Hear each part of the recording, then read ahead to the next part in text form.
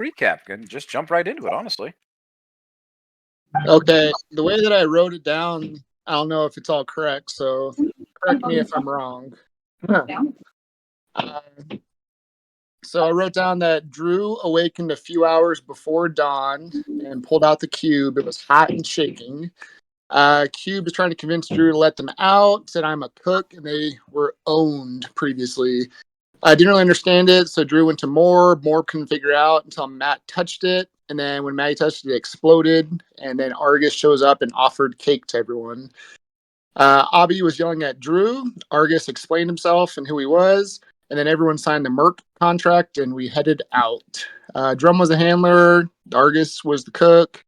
Drew Xena Scout. Hunter was Matty Abby. Lookout was Smalls and Monroe. Wild card is Morb. Heading over to Silverden. It's going to take 3 days to get there, so we did some rolls along the way. Abby talked to Ingus. Xena talked to Drew about Danu. Sorry about that. Drum gave Maddie a Chiron trinket, and then we found a caravan on the side of the road with smoke coming out of it. After a little bit of talking it through, we decided to go check it out. Argus actually has a familiar-looking dragon that's named Ka Dol, I believe. Yes. Awesome. So it was a magic cart that was torn up and attacked. We found some potions. We found a lion mask, a decanter, and a logbook. Xena found a small cage with a lot of claws and a small furry creature inside with massive ears. When we get to a camp afterwards, Abby asks Drum and Matt for a name, which doesn't go exactly as planned. Drum sees the decanter and goes and talks to Argus about it. And then after feeding this thing, a whole bunch of gremlins start jumping off the back, and we rolled for initiative. Hell yes. Love it. All right. Yes. With that, did anybody else have anything that they wanted to add? Okay, just 1 second. I'm going to close the door to my office. Got a little bit of an echo.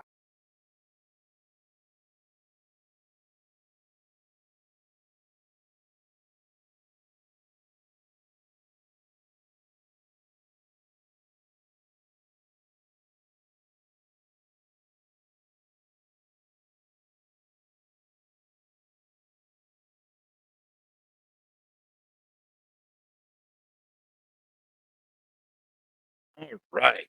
And with that, is everybody familiar with the battle map that I put out a couple of days ago? Kind of know where your positions are and what we're going to do?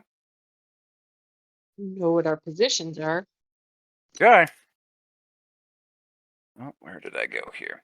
All right, and with that, we're going to kick this thing off. Like I said, you guys are camping down for the night. You guys are past dinner. You haven't gotten a long rest yet, but everybody should be in pretty good shape. You guys haven't had a fight since your last couple of long rests. So, with that, like I said, like as it was explained, this poor little creature, as soon as it was fed and watered, all of a sudden it started just slamming its fists on the ground, falling down, throwing like a temper tantrum. Its little arms and feet just pounding on the ground. Its back just ripped open. Imagine a frog. Imagine how like some frogs, their babies like spring out of their back. This is exactly what it looked like. With all of a sudden these little disgusting little black gremlin creatures crawling out of it, and all of a sudden they're going from a few inches tall to a little bit bigger, just about a foot tall each. And just instantaneously, the amount of time that it takes for these things to get to where they are right now, it's nothing at all.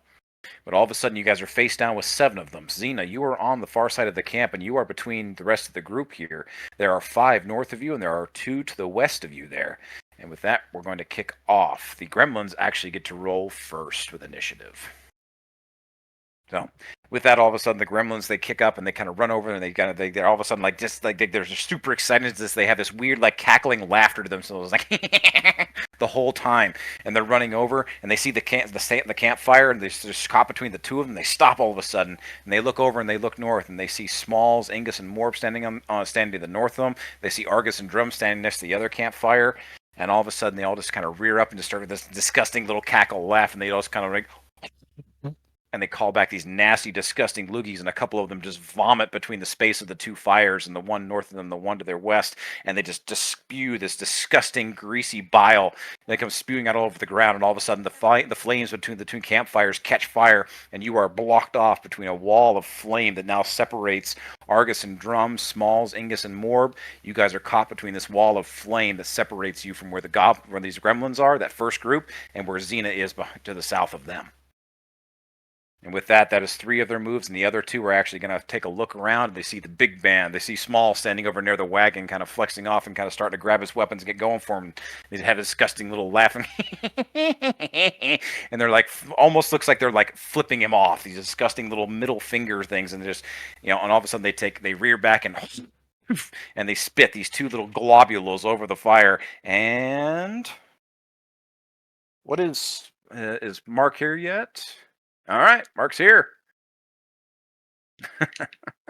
Right on time. Oh, a couple people drop in and out. Mark, you here? Maybe. What's your AC? Your armor class?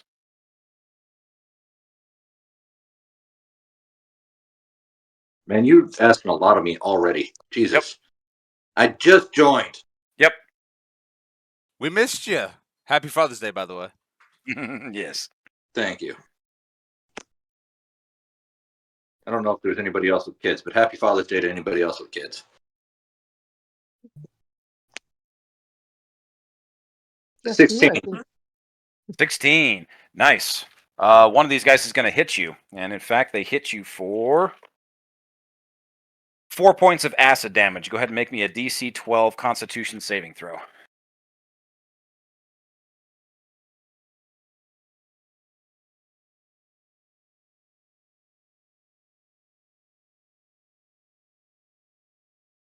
$17.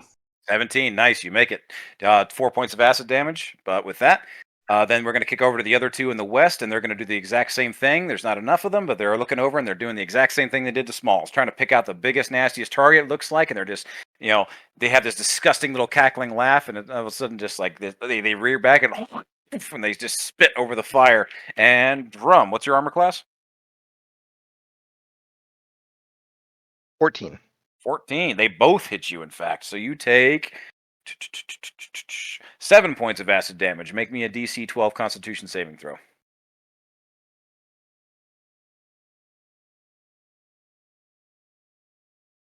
Uh, 21.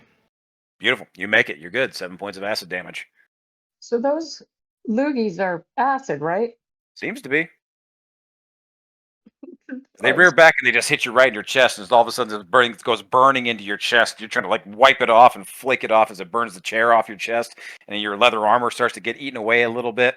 But you are now separated between, like I said, the group in the north. You are separated from the group of 5 gremlins. You need to either make an acrobatics check to make it over the flame, or do something else, or you're going to have to take, or you can just try and charge through it.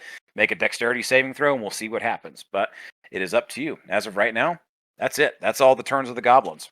And we're going to jump right into your guys' initiative order. And just for a reminder, I don't think I put it in chat or anything, or if we did earlier, but the order is Monroe, Drum, Obby, Xena, Maddie, Morb, Drew, and Ingus. Does Smalls not get a fight? Did I not put Smalls on here? Oh, you're supposed to be where Ingus's part is, so you're at the bottom. But you guys can move around and do whatever you need to. And I believe I'm also at bottom of initiative.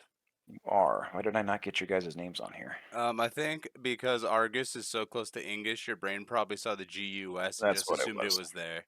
That's just a guess, though. I'm guessing it's just because, well, you could put silver if you want as a placeholder on maps if it makes it less confusing for your brain. So, Argus, you are at the bottom, I believe. So yeah, I rolled like a 9, so yeah. I'm at the bottom. That's what it was. You're good. And whoever's wondering about what goes well in coffee, whiskey. Yes, thank you. Hey. All right. With that, take it away. You guys are good to go. It's your initiative order. You can kind of do whatever you see fit. Who keeps dropping in and out? It looks like it's Allie. Oh, she's got some Discord issues. Okay. Yeah. Okay. But with that, take it away. Monroe, you're at the top, or you guys can move around, do whatever you need to.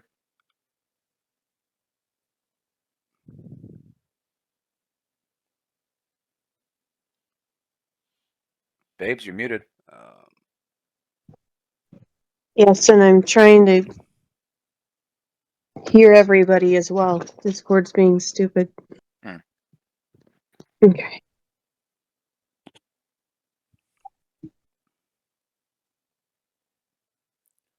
Because me and Drew are together.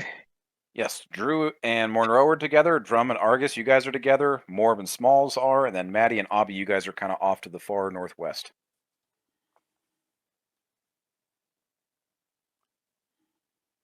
But the north is cut off from the south, right? The big part of the group is, yep. I'm gonna run towards those 2 gremlins that are in Group B. Okay. You're just try and within, get close to Xena. You're within 30 feet, so yep, you can run straight to them.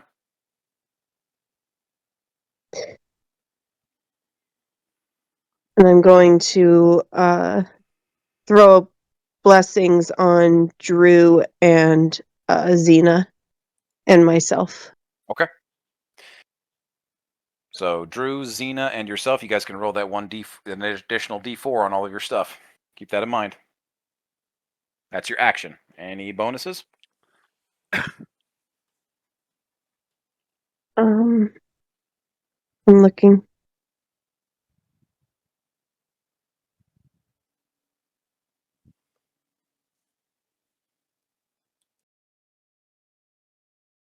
No, there's nothing I can do for right now. Okay. That is your turn. Guys, keep it Other moving. than maybe sneak.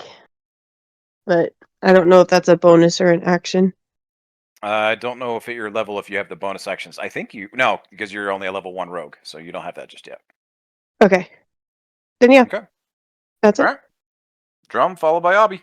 Remember, you guys can move around and set each other up.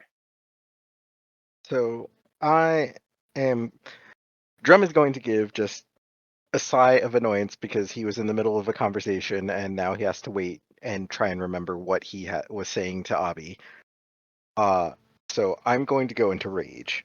I'm actually going to position myself in between Smalls and the group of Gremlin A, but on the side closer to the beetle, on the wall of flame.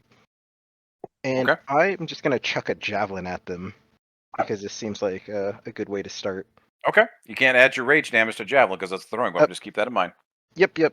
So roll me your attack. 23. 23 definitely hits.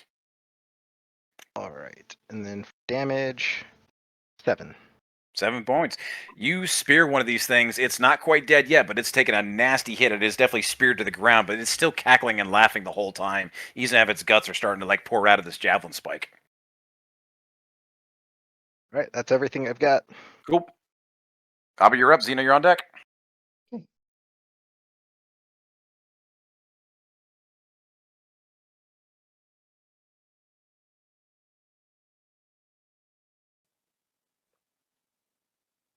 Monica, if you guys are talking, you're on mute.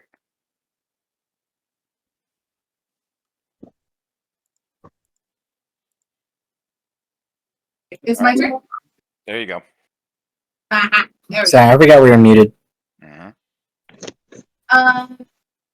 Okay. The closest gremlin to me is still pretty far, no?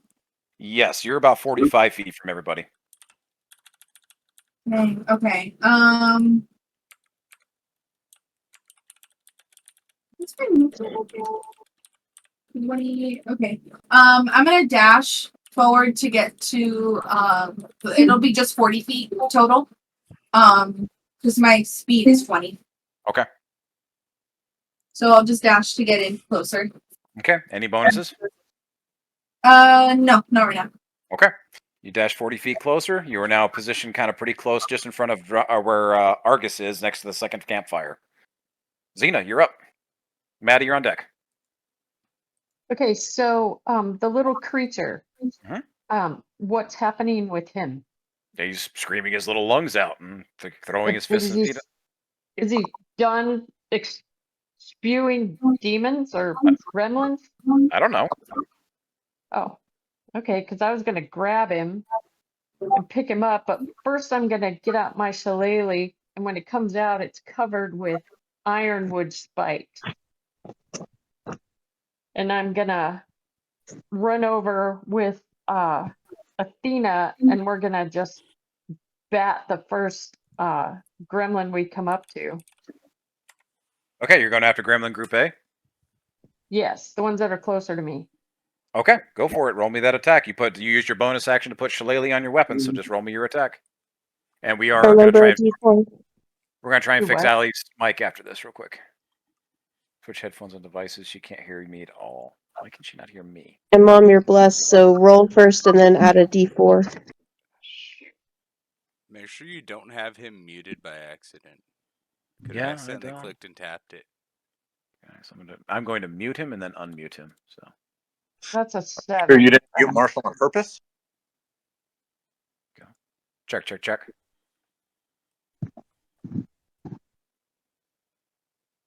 So what did you roll, Mom? I got an 8 and a 3, so 11. Unfortunately, 11 does not hit. As you go to swing with your shillelagh, these things just kind of scamper around, and all of a sudden they're kind of like surrounding you. But they are quick. They're hard to hit. Okay, can I do Link's Bite or Link's Claw? No, you used your bonus action to put shillelagh on your weapon. Oh, okay, so I'm done. There we go. Okay. 1 second, I'm going to try and... And that's on Allie's end, not your end. Okay. Marshall. Because you can mute people specifically by accident sometimes. Yeah, So, I'm trying to... yeah. No, I've got her... Yeah, mute soundboard. Nope, everything's wide open, so it should be on Allie's end. It's weird that it's just you, though. Right?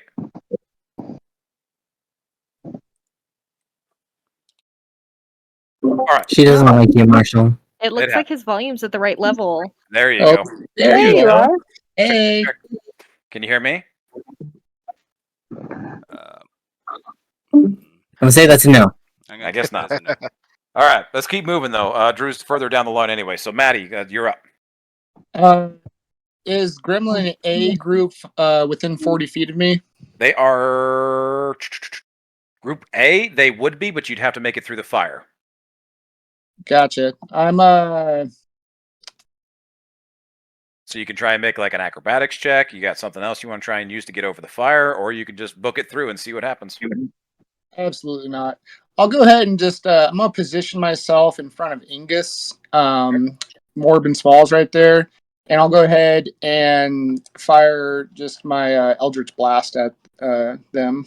Group A, go for it. Yeah, Group A.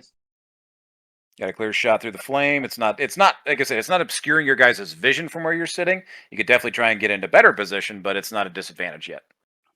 18. Noted. 18 definitely hits. And can I do that at the one that Drum already injured? Hell yes, throw it. Perfect. I'm using kind of like horde mechanics here, guys, so they're all kind of like grouped as a pair. So the more damage you do, so if you do enough damage to one to kill one, then the rest of the damage goes to the next.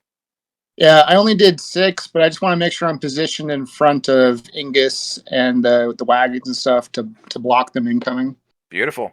6 damage does it. The one that was speared earlier by Drum with his javelin just all just evaporates, and this like little spew of blood and gore and bile just explodes, and it is done.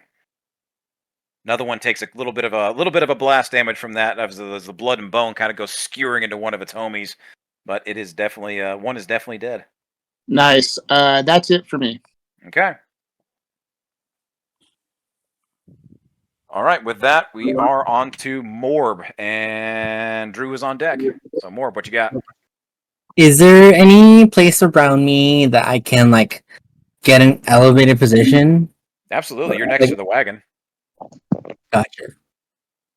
Can I climb on top of the wagon? Sure. DC Acrobatics. If you're going to climb through the front, we'll make it a DC Acrobatics 8 since you're kind of using the steps and everything to climb up there. 18. Beautiful. You're up on top. Cool. I'm gonna shoot with my flint of chaos to the group A. Group A. Okay. Keep attacking the same one. Go for it. That is a 15. 15 definitely hits. Cool. Damage 13. 13 damage altogether. Yeah. Woof, as you obliterate another one of these things, it just explodes, and again the bones and bile from everything exploding does some damage to a couple of the others around it. But you have taken one out. The group is starting to dwindle. Has anyone gotten hurt? Drum took a little bit of damage. Smalls took a little bit of damage, but nothing crazy just yet. Okay. Then I'll hold off on that. All right, that's the end of my turn. All right. Drew, you are up. Have we figured out your mic stuff? Yes, I don't know what the hell that was. It's all good. You're here now. Okay, so I know Monroe and I were like away from everybody. Did he go towards the hubbub? Yes, he started moving towards Group B.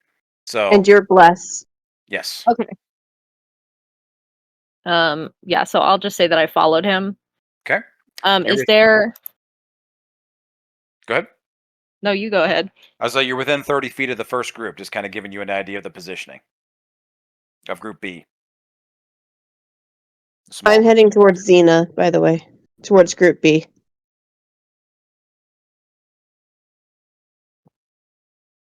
Okay. I think I'm just going to keep following Monroe. I don't think I'll make an attack just yet, because we're not... How far are they? They're like still pretty far away. Yeah, you can make it to Group B if you wanted to attack them. There's only 2 in that group. So if you just want to keep following and hold back, you can. It's up to you. Yeah. Okay. Yeah, I'll wait. All right. Any bonus actions? Anything you want to set up or do? Nope. Cool. Smalls, you are up. The fire is separating you from Group A, but it's up to you. What do you want to do? So the fire separating me from Group A. I'm assuming Group B is a distance away, and I was attacked by Group A. You'd have to circle around the secondary campfire, so it'd be just out of reach of your 30-foot of movement, like just barely. But you could move to them if you wanted to. To Group B. Yes, or you could you could try and circle around the campfires, the firewall, and do the same thing with Group A, but you would be just out of reach of both groups. Unless, what is your movement now? Are you still at 30 feet? I believe so. Yeah, 30 feet. Okay, so yeah, you're still just out of reach. Smalls is pissed. Can he jump over the fire at Group A? Yeah, make me a DC 12 acrobatics check.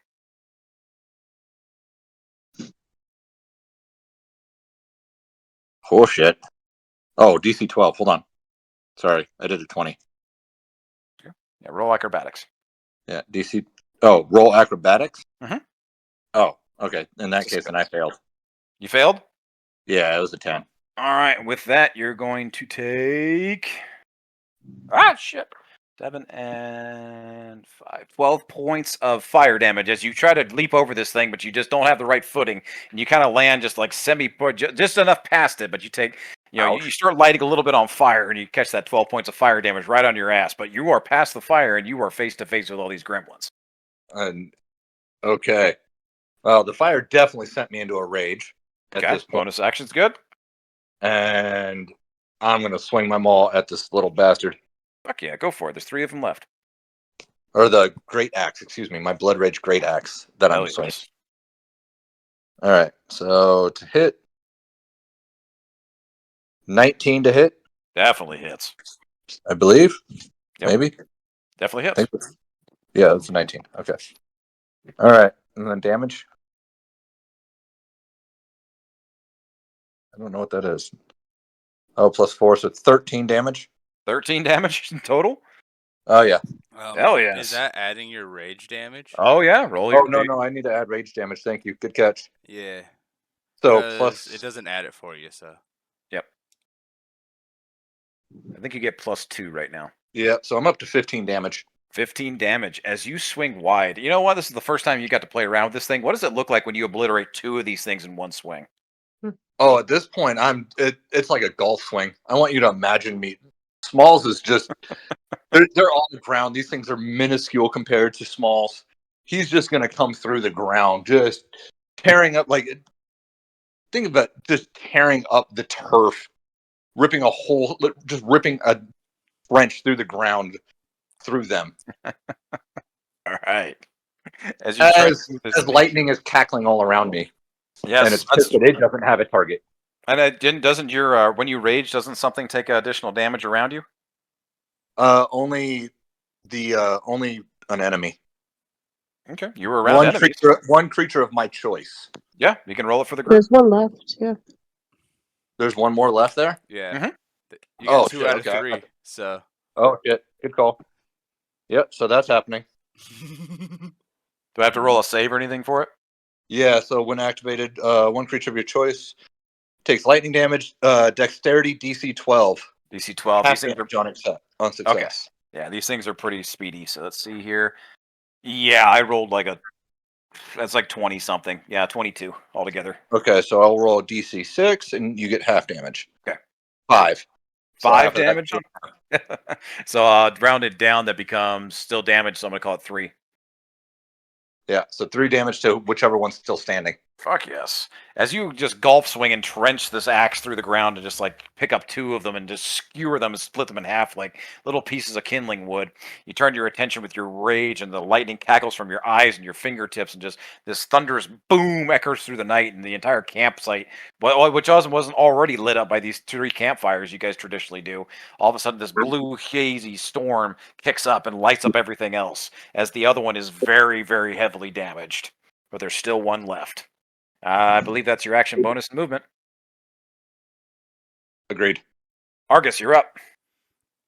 Yes. So I'm going to look at Group B and cast Eldritch Blast. Okay. And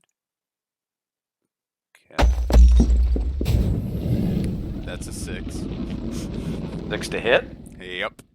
Unfortunately, like I said, these things are a little bit spry and springy, so boing, boing, boing, boing, boing, they're bouncing around. The Eldritch Blast doesn't find purpose; it just makes a small little crater in the ground. But this is the first time But this is still the first time you've used Eldritch Blast. What does it look like when Argus channels Eldritch Blast? Yes. So from the core of the cube itself, which is kind of in his body, it's going to send energy from that through his spine, out through his fingertips. And it's going to be like a reddish hue of almost like infernal flames. Fuck yeah. All right. Now, the bonus action is he's going to command Coddle to use Sting, which I'm able to do as a bonus action because of Investment of the Chain Pact. I don't have to make an attack, actually. I can just use it. I dig it. Coddle has 60-foot flying movement speed, so I believe the fire is not an issue either. Nope, he's flying. He can go right over top. So Brain has to pull that up because I don't have a dice sitting for it. Okay, so nice. It's just my spellcasting modifier. That's an 8. That's hilarious. An 8 to hit? Yeah. Unfortunately, it doesn't hit. Nope. First time poor Quaddle's been out of been kind of released in a long time. I mean, hell, you're still finding your legs and stretching yourself. Yeah. No, it's unfortunately just doesn't quite. Depth but she is definitely out. A little off here. Little off. The flame is not helping things, but you're good to go. Yep, that's economy. Okay. That is everybody's stuff. All right. That is the bottom of the round. Is Angus gonna do something? He's hanging back by the wagon. He's keeping Beetle safe. I don't blame him. I'm just verifying that he's good. Yep. Oh, he's staying back. He's protecting Beetle. On that note, though, Xena, I need you to roll me a D10 twice. D10. D10 twice.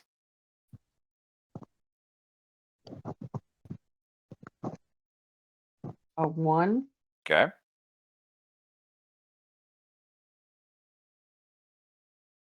And a 6. So 7. 7. Okay. With that, 6 plus 2, 8 more of these things spring out of this thing's back, as all of a sudden this Mogwai is still spewing out. 8 more spew out, and we're going to add 4 to here. We're going to add 3 to there. And see.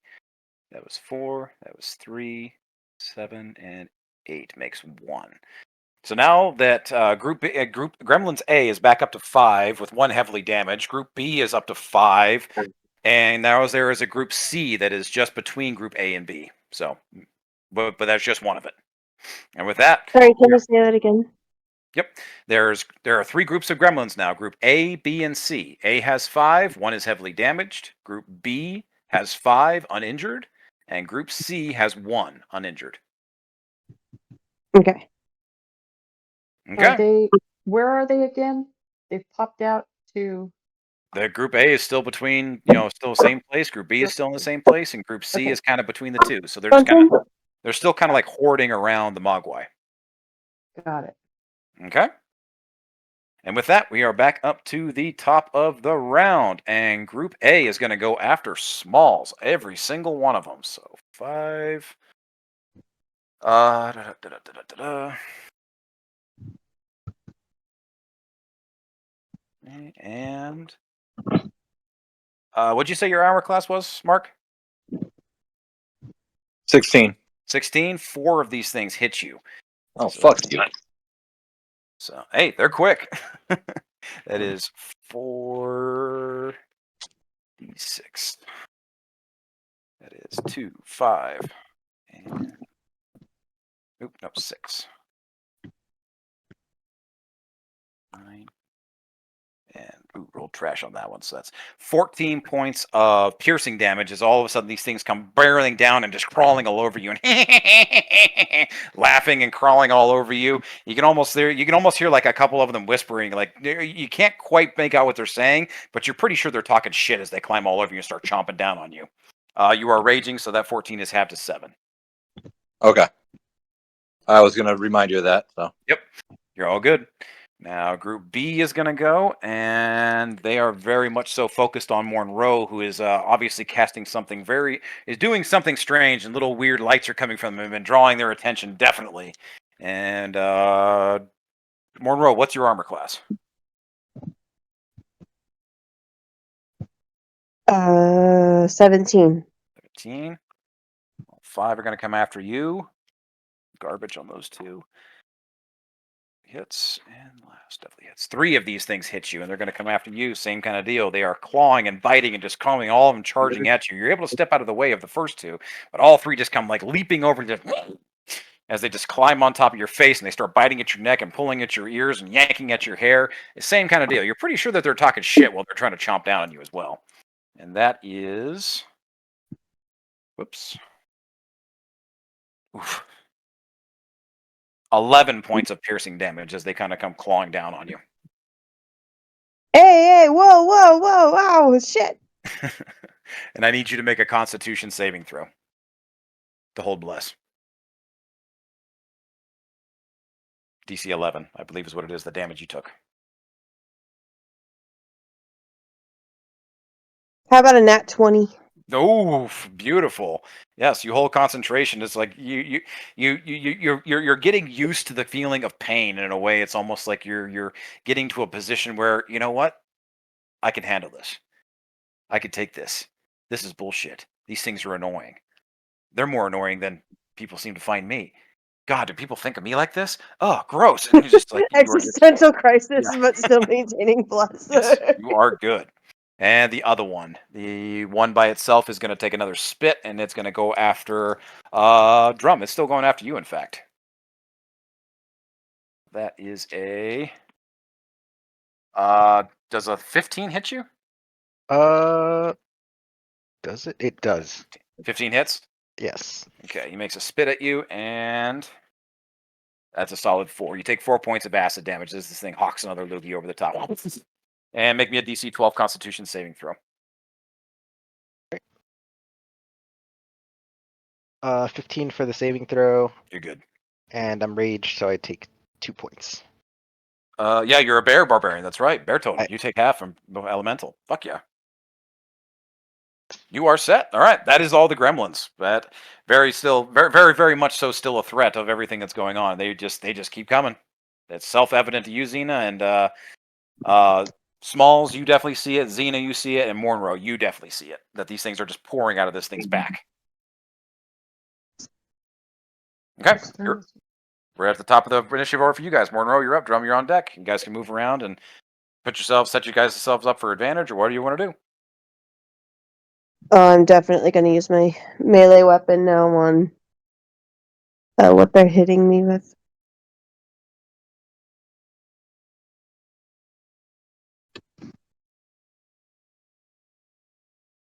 $16. 16 hits. And with that, I'm also going to add a Thunderous Smite. First Ooh. time doing that. Fuck yeah. Let's see if it hits. Oh, you did. It hits. You No, told me I you did. did. So Yeah. I get to the first time I hit with the melee, I can Yep. do it. Yes. So go ahead and just. What does Thunderous Oh, Smite? jeez. What does Ah! Thunderous Smite look like for Mornrow? Oh, go ahead. I'm looking at the thunder damage. It's a 2d6, Mm-hmm. and you have to succeed a strength saving throw or be pushed 10 feet away from me. Oh, okay. Yeah. What's the strength? What's the DC? Uh, They're not strong. where is the DC? Strength 13. 13? Okay. Yeah, they are not strong. I think they have like a -2 or 3 to it. Yeah, they have -2. No, that is a. Oh wait, that's a 12. No, they don't make it. Ooh, So, okay. it's horde mechanics. So all 3 of the ones that are attacking and climbing all over you don't make the save, so they are blasted off. But go ahead and roll me the damage actually for your Thunderous Smite. 2d6 thunder.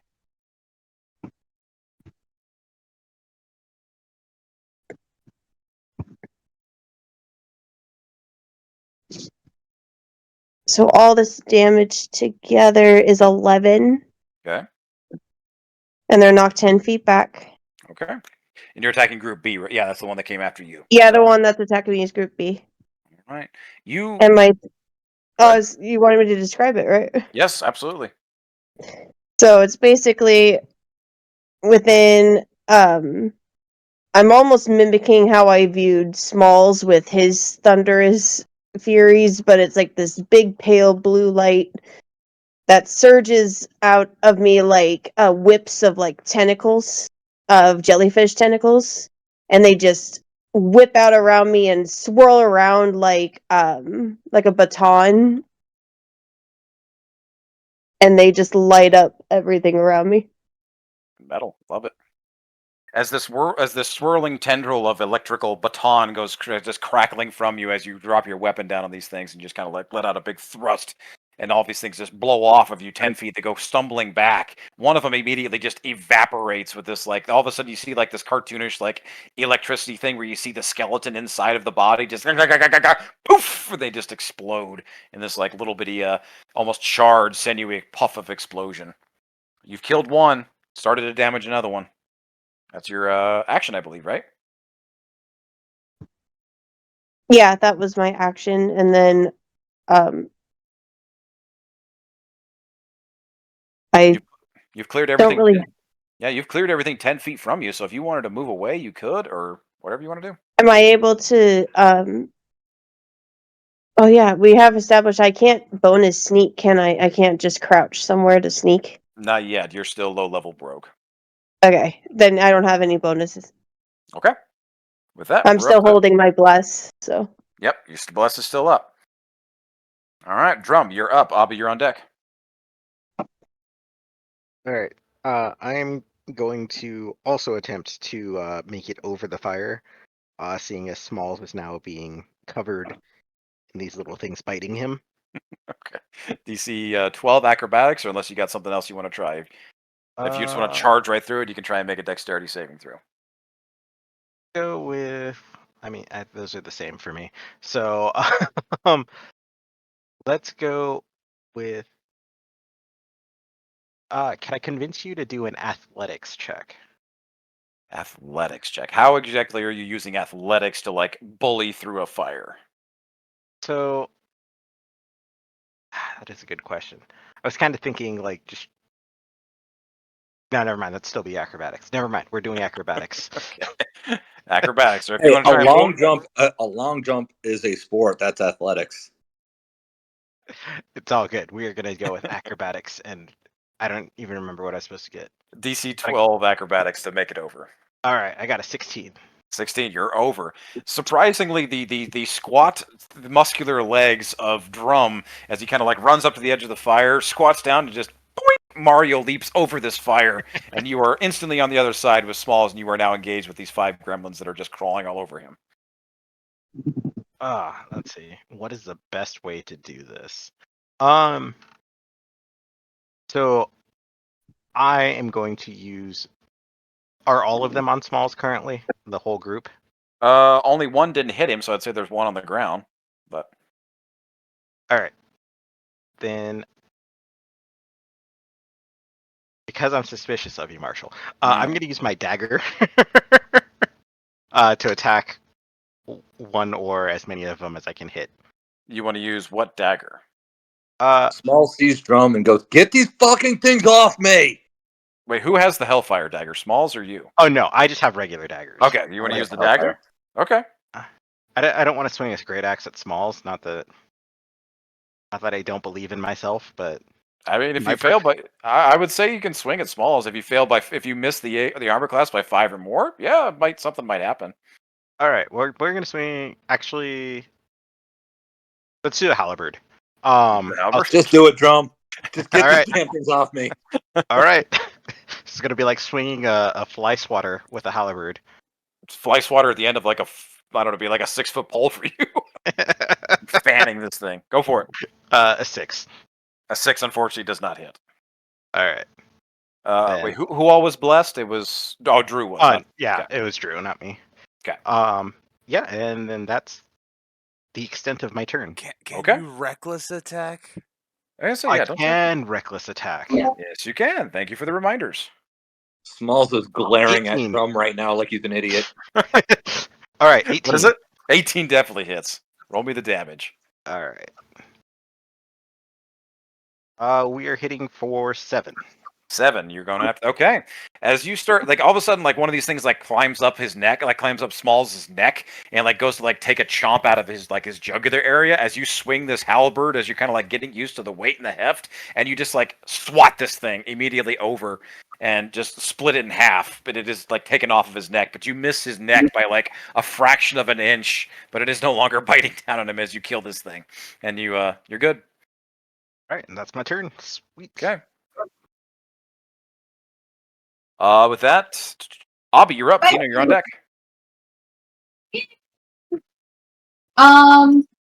Okay, so I moved 40 feet. About how far away am I from? Which group am I closer to? You move closer to B, I believe, first. So, I mean, you have flight, so you could get to both groups easily. Technically all 3 groups, because there is this 3rd group with only 1. I cannot fly currently. That is true. Forgive me. So you are within reach of group B and C then. The C only has 1. Okay. So the closest one to me is about how far? 10 Is it within 10 feet? Okay, Yeah. sick. Using my whip blade. Hell yes. Dragon from a distance. Go for it. Which one are you going after? The singular one? What was that? Are you going after the singular one or the group? I'll go with the singular one. Okay. I rolled a 19. 19 definitely hits. Roll me that damage. That is a 1, and then I'm gonna use my psionic strike to add on to that if I can. Absolutely. 4 plus. So that is 4 plus 8. 12.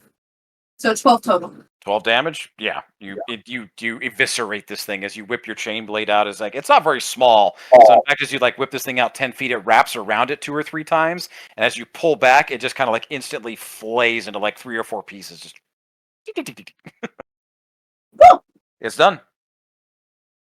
I'm gonna be like, what are these things? Out of character question, can we cook these things? You figure that out on your own time. You can certainly try. All right. That's your action. That's your bonus in action, right? And movement? Yeah. Cool. Then Xena, you're up. Maddie, you're on deck. By the way, was that Group C? Yeah, Group C is done. There was only 1 in that group. There are 4 left in Group A and Group B. 4 each. 4 each. All right. So Zena's going to turn around and motion to Athena to attack the Mogwai with Lynx Claw. Okay. So Go for it. Roll me that attack. 15. 15 definitely hits. Roll me the damage.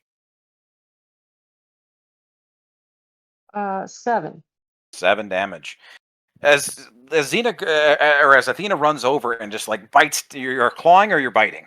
Clawing. She brings her paw down on this thing and just sinks its claws into its back and starts dragging it against the floor.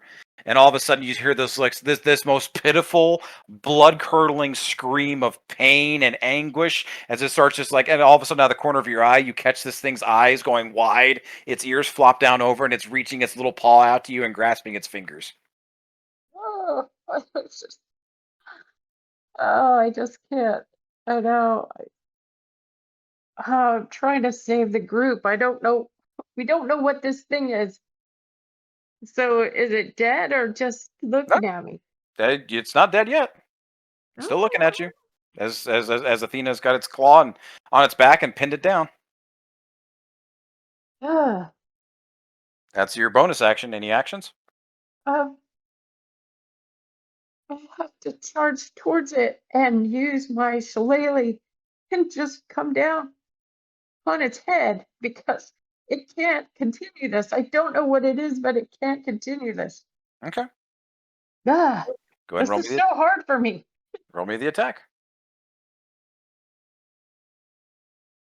17. 17 definitely hits. I'm so sorry. And a 9 is the damage. 9. As you bring your shillelagh down and just crack it over its head, it's instantaneous. The cries stop and it's laying there on the ground motionless as Athena takes its paw off the top. And Athena just drops to her knees and starts crying and crying, but then gets back up to face the rest of these, whatever these dragon gremlin things are. Okay, that's your bonus and your action. So you have movement, but that's all you got left. You gonna stay where you're at? Yeah. Okay. All right, that is Xena and Maddie. You're up. Morb, you're on deck.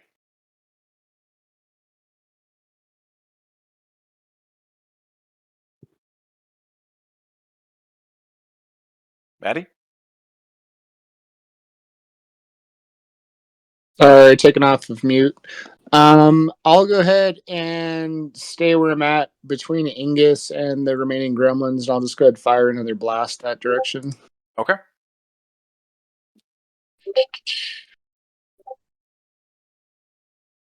Dirty or flaccid 20. Sorry. Less definitely hits. Roll me that attack or roll me the damage. 7 damage. 7 damage. You definitely take the legs off of one of them, and it's still like crawling and still attempting to still go after Drummond and Smalls. Okay. Not dead yet. Close. I'm not going to do anything for my bonus. I'm going to just stay where I'm at. Okay. Morb, you're up. Drew is on deck. Okay. So Drum is hurt, correct? Yeah, he's hurt. Smalls Who's hurt? Smalls has taken a pretty decent couple hits, and he also got burned pretty bad. Yeah, Smalls is definitely worse off of the two. Okay, gotcha. Okay, so I'm gonna bonus action healing word on Smalls. It's 60 feet. He's within 60 feet, right? Yeah, definitely within. Okay. Yeah, he's about 45 feet from you, so you're good. Okay, cool.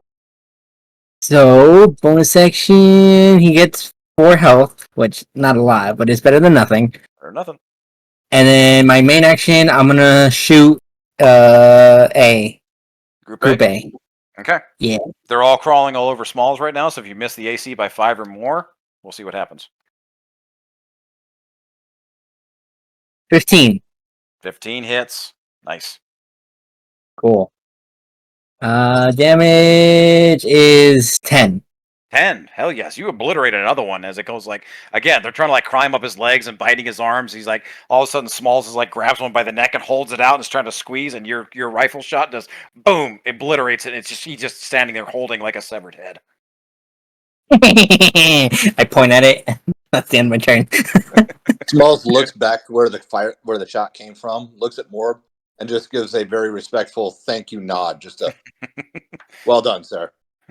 The Robert Redford nod. Can we flavor it to where I heal him and shoot the thing at the same time?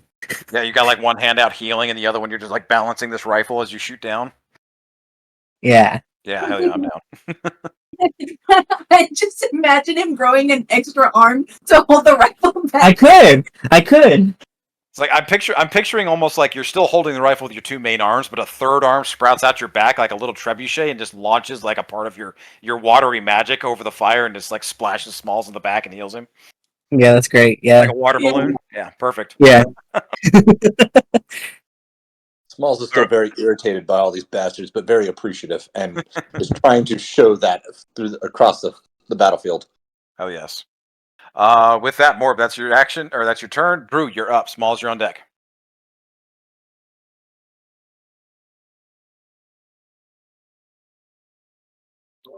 So how many are around me? Around you, there's 4. In one group, still attacking Monroe, but not on Monroe. Okay.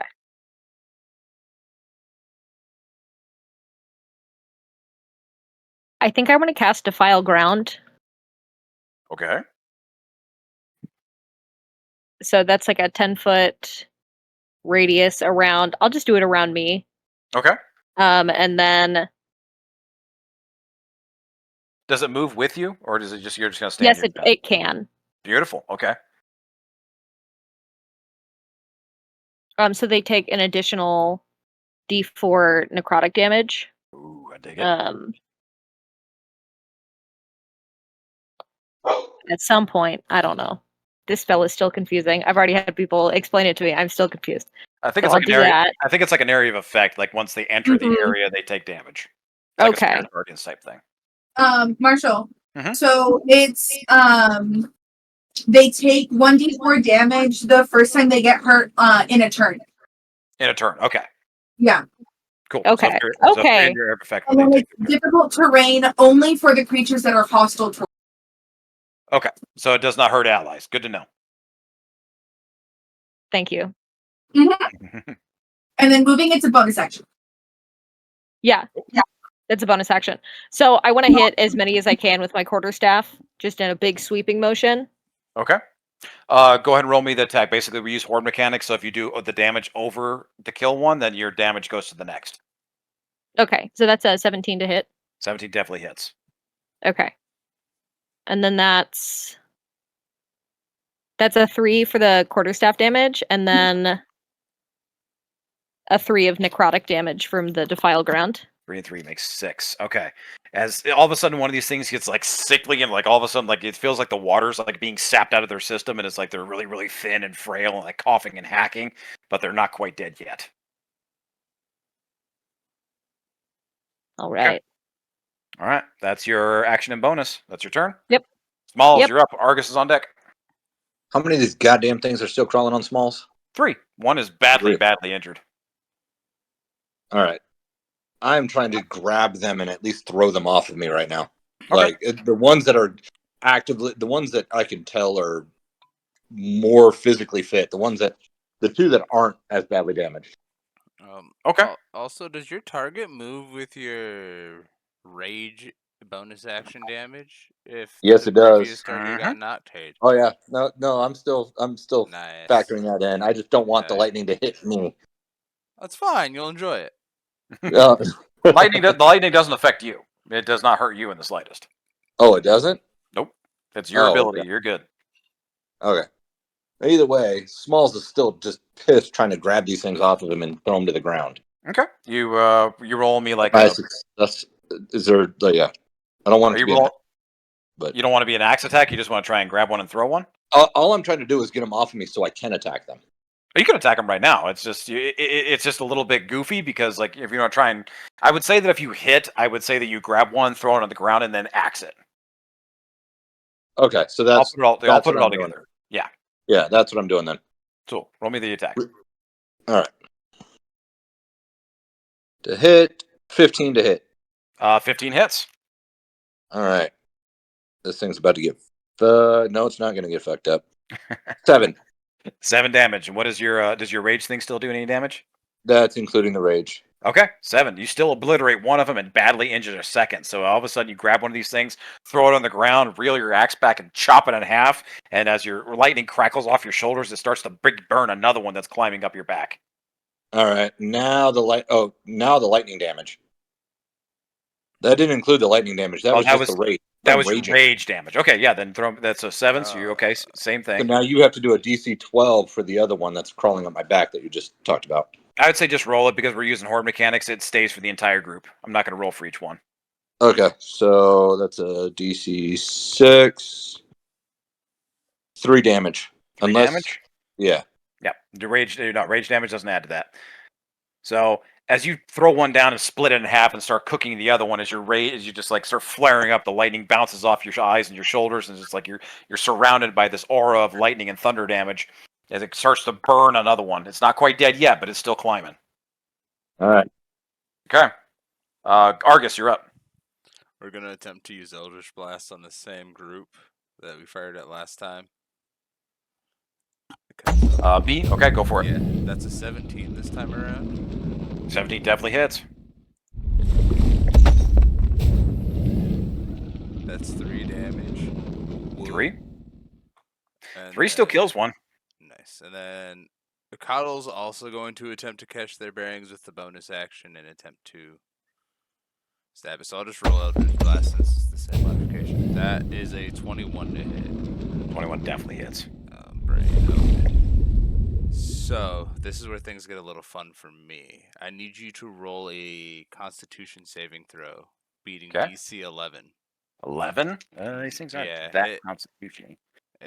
No, they just have a flat 0. I rolled a 2, so no, they don't pass. It gets even better then. Okay. So if they fail by 5 or more, they are also unconscious during the duration. That's For what the 1 button thing hour. does? Yep. Pseudo dragons are awesome and I love them. Okay, as you instantly kill one of these things with your Eldritch Blast, as Quaddle runs over and It stings still the other does one. damage, by the way. How much damage? Yeah. It deals a 1d4 plus 2, so I don't have any normal damages for that. Just that's 6 damage. 6 damage. All right, that is 24. All right, as your Eldritch Blast blasts another one, just craters this thing as it's scrambling around, attempting to get its bearings and go after Monroe again. And then all of a sudden, Quaddle comes flying over and stings this thing, skewering it through the back. And it's still laughing and cackling, and goes to grab at Quaddle before it can fly away. But it instantly seizes up and then just kind of tips over, and is now unconscious on the ground. I'm gonna walk towards them. Now, dear, you should have behaved. That's your action, your bonus, right? Yep, and my movement's going to be moving towards it physically. Okay. Beautiful. All right. And with that, Xena, what exactly are you doing right now? You said you were moving towards the other group to go and attack them after you finished off the Mogwai, right? Yeah, I'm just so upset that now all these things have to die. Understood. As you kind of gear yourself up and you start watching towards these other gremlins, the ones that are attacking Smalls or the ones that are attacking Monroe? Monroe. Okay. The ones that are attacking Monroe, you start walking towards the west there, and you have your staff in hand, and you're thinking yourself through. It's like you're just beating yourself up. This is terrible. I did not want this. I just wanted to save this thing. I just wanted to do something right. I just wanted. I need you to roll me a D10. D10. Gosh. Oops. Back.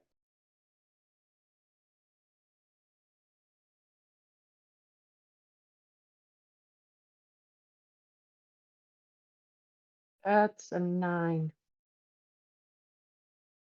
9 more gremlins continue to spring out of this poor creature's back, even though you have cracked its skull, its bones, everything, and all signs point to this poor thing being dead. Its back is still very active. Oh my gosh. So 9 more have sprung from its back. We're going to make it 4 or 3 are going to go to attacking Smalls. 2 are going to go after Monroe. And then 4 are going to go after you.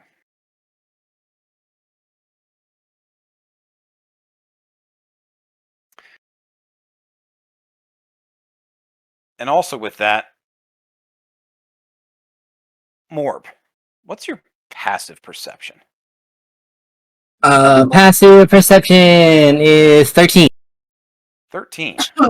On a 13, it takes a second, but you're focused on fighting the gremlins, but all of a sudden you start hearing the beetle going absolutely insane. And you look over into the darkness. There's no campfire on this side. It's a little hard to see. Do you have dark vision? Yes, I do. Good. Because what you see are two live, very thin, panther-like creatures skulking through the dark. And coming up out of their back are four large tentacle-like apparatuses with these like biting, stinging things at the end of these tentacles. And both are beginning to approach the beetle, driving it to a frenzy. One is jet black, almost damn near impossible to see. And the other is a very pale albino white. Shit. And real quick, we're going to take our first break. Oh, come on. Ooh, Oh my gosh. yes, that was beautiful. I love it. That's Make good sure- because I missed what the hell he just saw. I didn't get to see it, but I missed what the hell you said. Well, I'll post a picture here in chat, but everybody go ahead and take a. You guys want 5 or 10 minutes? 10 real quick. 10. Let's take So 10 I minutes. need to grab some water. Yep. Let's come back. It's 7:07 my time, so let's come back at 7:08 my time. So 10 minutes from now, I'll give you the extra 30 seconds or so. 7:08. That's a minute from now, handsome. Oh, sorry, 7:18. Blah, blah, blah. I was like, Math is Wow, hard. I'm still okay. doing so much damn math over here. math is hard, but don't scare me like that. Mark, take another drink. It makes it easier. Yeah, I need another one. Hey, 10 minutes could all feel I like a know minute, is so. I appreciate the roll failing by 5 or more. That was a not anticipated moment of that, and I loved it. With it being a DC 11, I'm like, chances of rolling 6 or lower are like, Oh, God. was hilariously low, and I heard 2, and I'm like, What the oh, okay. heck are those things? Sleep. Sleep is a fun thing. See, it's a good thing I'm immune to magical sleep. Considering This shit's out of control. where Coddle normally resides. I'm going to take a quick break, go refill my drinks, but I would just put this to the group real quick. Remember what you read in the ledger not too long ago. Yeah. In my head. He looks Did at anybody me, actually read that and shit? I look at him. Did anybody actually read that? Yeah, I would say that Drew shared it with the group. And he looks at me, and I look at Okay. him. You're making this weird now. All I know is Argus has full intent on beating the shit out of this sleeping gremlin with his pan right now. Just looming over him. Just fry it up. Just throw it in the pan and cook it. Well, Ugh. if I do get to smack it, fun things happen. I don't like the sound of that. Now I'm interested. Mechanically fun. They'll be visually entertaining. Maybe secretly nutritious. I don't need to eat. I don't know what tastes good. I'm so confused right now. Good. So is everyone else in the party, and it's okay. You missed Drum being concerned for the first time. Oh, It was I miss. Yeah, the problem with missing a session is that I feel so like I forget how to play because I'm not a. This is literally the first time I've ever played D&D. no. Is You're joining doing this group. awesome, my friend. Well, I appreciate that. Truly, I do. Are Because a you lot of actually times enjoying I'm like yourself an as well? idiot. I have fun with the battles. That's awesome. When it gets into the role playing, I'm like, okay. I get that it has to be part of it. I understand that, but I have fun with the battles. 100%. I'm glad you actually have an aspect that you enjoy, though. Oh yeah. Because some people get drug into it, and it's just like, I don't like any of this. Oh, if I didn't like any of it, I would be out. That's awesome. You can ask Marshall. I would have been like, yeah, dude, this is dumb. I'm out. But no, I have. It's been fun. Hell yeah. I'm less so into the role playing thing. That's just not who I am. I have fun with the That's oh, fair. let's role play some gruesome, horrific. How can we murder these things and make it comical situations? Yes. Oh yes. And me personally, I like to stir shit, so hence why I almost fought one of the masters at one point because I just like to, stir up shit. It's fun stirring But up the shit. it is. I was dead though, so I couldn't stir up the shit. Well, You know what? theoretically, I was dead. Smalls barely knew. In all reality, Smalls barely knew Kyron, and he was ready to go to fucking war, though. So I told Marshall. I flat out text Marshall after the fact. I was like, if you showed even the slightest hint of satisfaction in killing him, we were gonna fight. He played that just right. Of like, for that character feeling bad that I couldn't justifiably swing. I was looking for any reason. It's like, god damn it. He's being an honorable person. Yep. Like, Yep. It was an honest mistake. And he feels like shit for it already. Whatever I do to him is nothing in comparison to what he's going to do to himself. Pretty much. Smalls was because every so often, if I miss a session, then I'll give Marshall a call the next day or the second day after and be like, hey, fill me in. And when he told me that shit happened, I was like, oh. So I do my best to record all of the sessions. I think that one might be there. I want to double check. Oh, no, you've got them all recorded. I just, admittedly, not trying to play the oh woe is me, but I've got 4 to 5 kids running around on any given day. Time is a resource that's very limited, my friend. Right. So, and I am very busy at work. Like, a lot of times I don't have. I've got a few minutes to do this or that, but I don't have 2 hours to sit there and recap an episode. Oh yeah, 100%. Though, as I've told Marshall, I truly appreciate all of you rolling with when I can join versus rolling with when I can't. 100%. I appreciate him for adjusting. I try to be as transparent as possible. Hey, I'm good. Versus, hey, I don't think I'm making this one, but doesn't always work out. I thought it would be good 2 weeks ago, and didn't make it. So life happens, and we understand that, my friend. Oh yeah. Well, it's appreciated. Yeah, I promise I'm not as big of a hard ass or asshole as I play Smalls to be. No, most people use D&D in the roleplay aspect to over amplify parts of their personality they normally wouldn't. That would feel accurate. Yeah, I over amplify Morb is the literal personification of my ADHD. Okay. Yeah. And Smalls is a literal personification of my fuck you. I just want to fight everything, everywhere, all the time. It's fair. I work very hard to maintain myself, but yeah. Everybody's got their thing. I like fighting.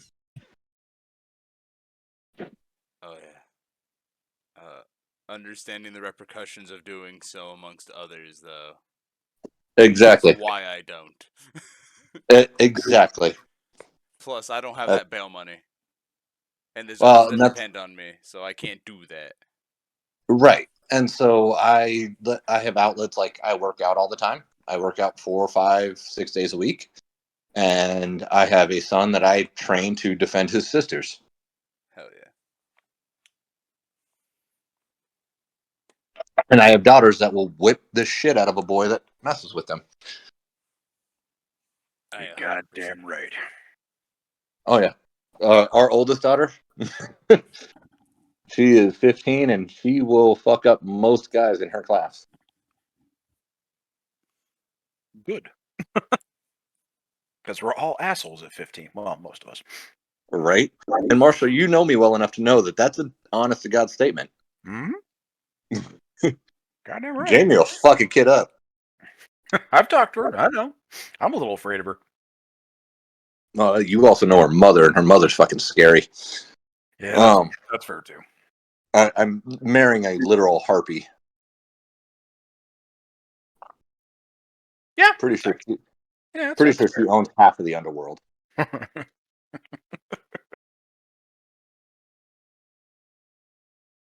right. Got 2 minutes? Yeah, we're good.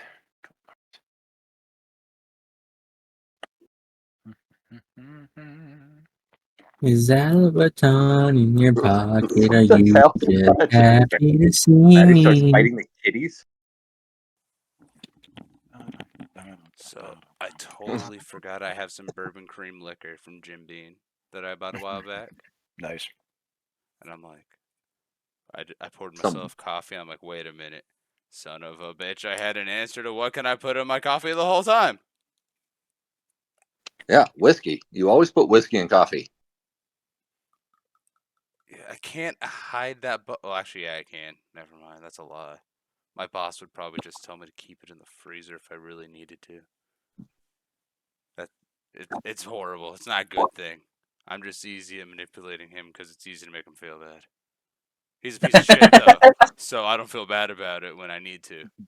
Normally, I just let it go off my back. But if we need shit done, then I know how to make him get shit done. But otherwise, we just get our shit done and go through our workday. And I go home and get my check. And we don't let the place burn down. Because we understand as human beings, we got bills to pay. It's also Right. time to return. That is a good day right there. Yeah, I've looked at. I have the best boss I've had in probably 15. You got bills to pay, mouth to feed. Ain't nothing in this world for free. Cause there ain't no rest for the wicked. Money don't grow on trees. I'd say definitely you're in a better position than you were in the last 2 decades, damn near, Mark. You definitely don't bitch about work anymore near as much. Well, yeah, that's true. Though I loved what I was doing in the military, so I wouldn't say 2 decades. Fair. The last decade, probably. Okay, fair enough. I All mean- right, are we all? Sorry, bro, I don't mean to cut you off, but No, you're good. Get your thing going. all right, are we all back? See, Yeah. All right. Let's get this started. All right. Ghost and darkness have appeared. So, with that, so Morb, I'm going to allow you to take a reactionary shot here if you want, or do you want to try and alert the group? Do you want to take a shot at these things? What do you want to do? Because you did manage to catch them on your passive perception. Can I?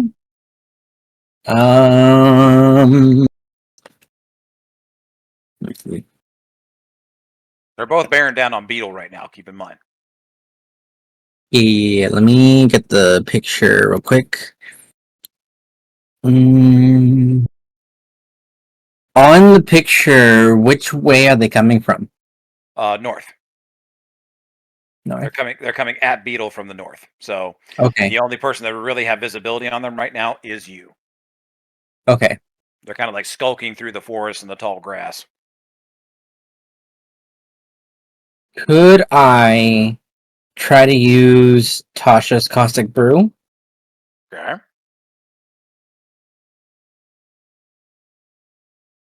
Which it shoots a line of acid in a 30-foot line, Okay. and it's 5 feet wide. They're not 5 feet. They're about 15 feet apart. They're hunting as a pair, but you can barely, the one you can see that's pure white. The only reason you can see it off in the distance is because it is pure white. The darker one is the closer one to you.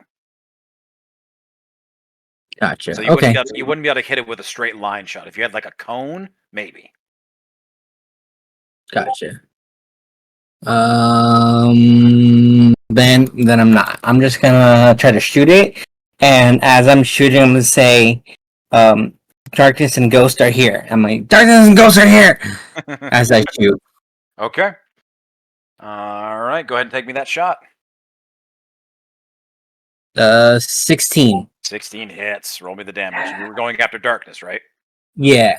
Okay, roll me that damage. 9 damage. 9. Beautiful. Solid shot as it just rings out through the night as you start screaming at the top of your lungs, "Darkness and Ghost are here!" And all of a sudden you ring the shot out and just like the group. So I would say that Morb, Ingus, Maddie, and who else is on the north side of the camp of the line of fire?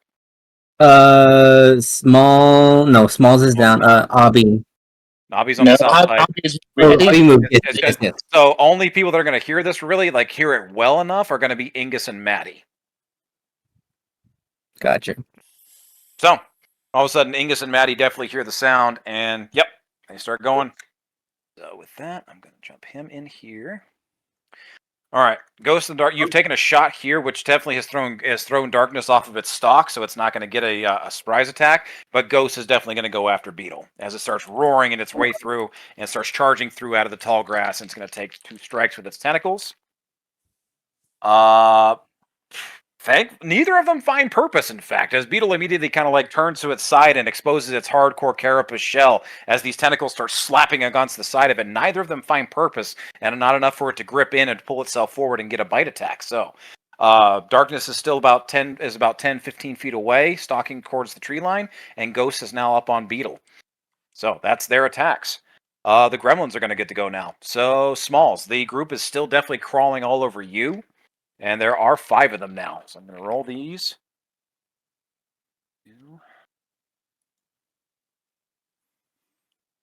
2 of them do not hit, miss by a long shot, but 3 do find purpose. So with that, you are going to take 2 1s and a 4. Okay, so 6 piercing damage as these teeth come clawing down on you. Teeth and claws. Half to 6. You're still raging. Group B has found. Did you say half to 6? I thought you said 2 1s and a 4. No, Half 6. to 3. Sorry, 6 half to 3. Maths is hard, remember? Well, I'm also I'm keeping track of a lot of shit here. So guys, I'm correct me on my words here a little bit. Well, no, that's why I wanted to double check, because You're 9 good. times out of 10 I'm going to take you at your word. I appreciate it. Yeah, so 6 half to 3. Group B, they are still surrounding Monroe, except now they are definitely interested in Drew, who has just joined the party. Everything has been blown off of Monroe, so they're all actually really focused on Drew. With your this weird necrotic killing of the ground as you approach, and it starts burning and like eating at them, and one is asleep. The 4 are definitely going to come after you. So with that, need my. Ooh. All 4 hit you. Hooray. Yes, I rolled above 18 on all 4 of them. They're speedy little fuckers. That is 6 and I also believe they get hit for damage for entering the file ground. They do, and we're gonna just settle that as soon as they finish their attacks. Wait, do they? Wait, they start. So how do they get damage? Do they start? If they finish their turn, or if they start their turn? When a creature in the area takes damage from an attacker spell for the first time on a turn, it takes an extra 1d4 They have to be necrotic. triggered damage first, heard, not from. They have to be in the area and then damage in area. Yeah, heard. basically it just adds to your attack. It's not an area type thing. Okay, so all 4 hit you. Sorry, that was 7 and 4. That's 13 points of piercing damage as they all come biting down on you from Group B. All right, and Gremlins Group 4. They are. So actually, Xena, they have definitely called. You have called their attention. So hang on a second. I'm actually going to roll a d20 on here because Abby has come in swinging and obliterated one of their friends, and then Xena has cracked down on the Mogwai. So I'm going to roll on a 11 or higher. They go after Xena. On a 10 or lower, they go after Abby. That's a 10. They're going to go after Abby. So all 4 of these, Abby, are coming after you. They're going to start climbing on you. If anybody has any like reactionary stuff, just keep it in mind. Abby, what's your armor class? I believe it's a 17. Check for me because I just got a 17 on the first two rolls. Yeah, 17. Okay. And oof, almost a 20 on that one. All 4 hit you. Dang. Okay. They're speedy. All right, and that is going to be 6 and 2, 5. So 11 points of piercing damage as they come biting, clawing, and snatching at you. And they're all four are now climbing on top of you. How much damage you said? 11. Okay. Okay. All right. With that, we're at the top of the round. With that, okay, I'm going to move Ingus to the top of the round. Thank you. So Morb has cried out like there's something attacking the beetle. It's very obvious. The beetle is definitely like taking its defensive position, trying to get its hard carapace in the way. Ingus is going to definitely spring into action, and he's going to move around to the side of Beetle, and he's going to take a shot with his boomstick. I'm just going to roll it on the app. He rolled a 19. He hit. And he does 9 points of damage to Darkness. Or no, sorry, to Ghost. Oh, so with that, okay. And all of a sudden, you realize that now that both of these creatures have taken damage, more up at the top, you notice that something strange is if you pulled your attention to both of these beasts now? Yes, I have. Okay, they are both now fully engaged, and they're no longer in a hunting process. They are in an attacking process. All of a sudden, you just on your passive perception, something is strange. You can't quite tell if it's your vision's getting blurry or if the creatures are getting blurry. Gotcha. And with that, we're up to the top of your guys' initiative. Monroe, you are first. Drum, you're on deck.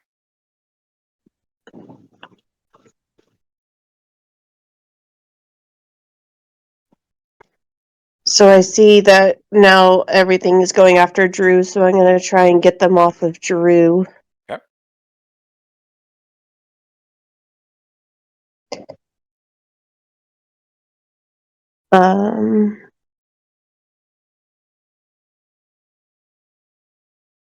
Yeah, just going to Crescent Moon again.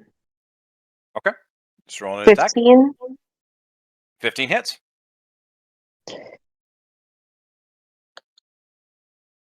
for 4. 4. That is enough to kill one of the ones that was badly damaged. It is now down to 4 in that group. Okay. Okay. Any bonuses, anything? I'm going to just tell Drew, it's like, dude, keep up. Do I have to? Oh yeah, do I have to do a con save at all to keep bless, or is that only if I'm getting attacked? That's only if you take damage. Okay, I'm gonna say, Drew, be careful. Remember, you're blessed, man. Let's try and get this creatures off so we can figure out what's going on, and then I'll be it. All right. That's Monroe. Drum, you're up. Abby, you're on deck.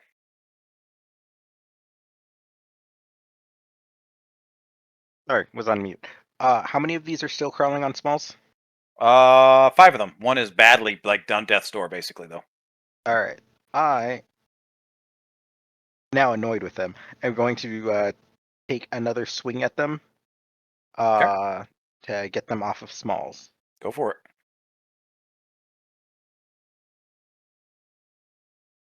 19. 19 definitely hits. Roll me the damage. Oh, shoot. Dropping my dice everywhere. 9 plus 2, 11. 11 damage. Hell yes. You obliterate the one that is definitely on death's door. And then you basically eviscerate 2 of these things. So as you swing wide, Smalls kind of throws grabs another one, throws it off his neck, and you swing your axe, you swing your halberd wide, split it in half in the air, and then come spinning around and skewering another one off of his leg. So you have done that. 2, that's 30. Okay. All right, and that's my move. All right, and that is Abby. You're up. Xena, you're on deck. Okay. So there's still Group B by me, right? Yes, Group B is attacking. Group B is attacking. Well, Group B is attacking Drew right now, but Group C is crawling all over you. Yeah. Okay, I got him. I'm just gonna kind of lash out to whatever's hit with my lip blade. Okay. Roll me an attack. That is a flaccid 20. Flash of 20 definitely hits. Okay, that is 8, and then I am gonna use my psionic strike as well on top of that. Okay. So 15 damage total. 15 total? Yeah. Hell yes. You obliterated another one of these things as your psionic is like all of a sudden this thing like it's laughing at you and it goes to like lunge and like bite on your nose, except all of a sudden it's like its eyes start to bleed down and its head starts to shake and it grabs its ears like it's hearing something like terrible and all of a sudden its head explodes. I hope I didn't get any of that in my mouth. That's gross. That's up to you. Okay. Anything else? No, that's it. Okay. Xena, you're up. Maddie, you're on deck. Okay, so what's around me? The dead Mogwai is on the ground, and there's a group attacking Smalls off to about 20 feet to your east, and then there's a group right in front of you that's crawling all over Abby, attacking her. Okay, but there's a fire in front of me, right? Yeah, there's a fire, pretty much directly in front of you. Okay, so I reach down, I grab the Mogwai, and I throw it in the fire, and I head towards Abby. Oh, shit. All right, that's going to take your action. I'm going to need you to go ahead and make me an attack to make it into the fire from here. I'm going to call it a... do you want to, like, walk it over there and just, like, toss it in, or do you want to throw it and then try to do something to help Abby? I'm going to charge towards the fire and drop it in and then run over. So I Okay. drop it right in. Okay, I'm going to say that's your action and your movement as you drop it in, and all of a sudden this thing begins to crackle and spew, and you swear you can hear that same little cackling laughter as its body begins to smolder and cinder as the back begins to pop, and then dies down. Okay. You have a So bonus, I'll give you a bonus action still, though. You can use Athena for something. okay, so Xena's gonna go over and give the help action to Abby and try and just, I don't know, I guess claw one of the gremlins, just kind of step on it. So is Athena giving Abby the help action, or is she attacking? Oh, she's gonna give Abby the help action. Okay, Abby, you have advantage on your next attack or saving throw. Cool. All of a sudden, what does it look like when Athena gives the help action? What do you want to? What do you exactly do you want her to do to give Athena or to give Abby help in this instance? You guys have a little bit on the rocks as of late. What does it look like when you're trying to help out Abby? Well, I just have yelled to Abby, Xena's here to help you. She will listen to you, so I'll just tell Abby to give her direction. Can I do that? Sure, absolutely. Yeah. So, Abby, I would say telekinetically you can speak with Athena. She's obviously an animal. You're not going to be able to speak to her, but you have advantage on your next attack using her. Okay. Cool. All right, Maddie, you're up. Morb, you're on deck. All right, so Morb alerted me that there's the Panthers on the other side there. So I'm going to go engage over there. Okay. I have 40 feet of movement, so I should be able to get around just fine. And you said now they're side by side. Is that how they're lined up? Darkness is still off in the distance. I would say you'd either need to look for that one, or Ghost is in plain sight attacking the beetle. And I saw Ingus attack too, because it was after Morb alerted me. Yes. Okay, I'll go after Darkness then, since that's who he hurt the first time. Okay, you're going to have to look for it. We heard Ghost the first time, right? You heard Darkness the first time. That's the one that Morb shot, and then Ghost was the one that attacked the beetle because it wasn't stopped in its stalking. Yeah, but Ingus also attacked Darkness, right? No, he attacked Ghost.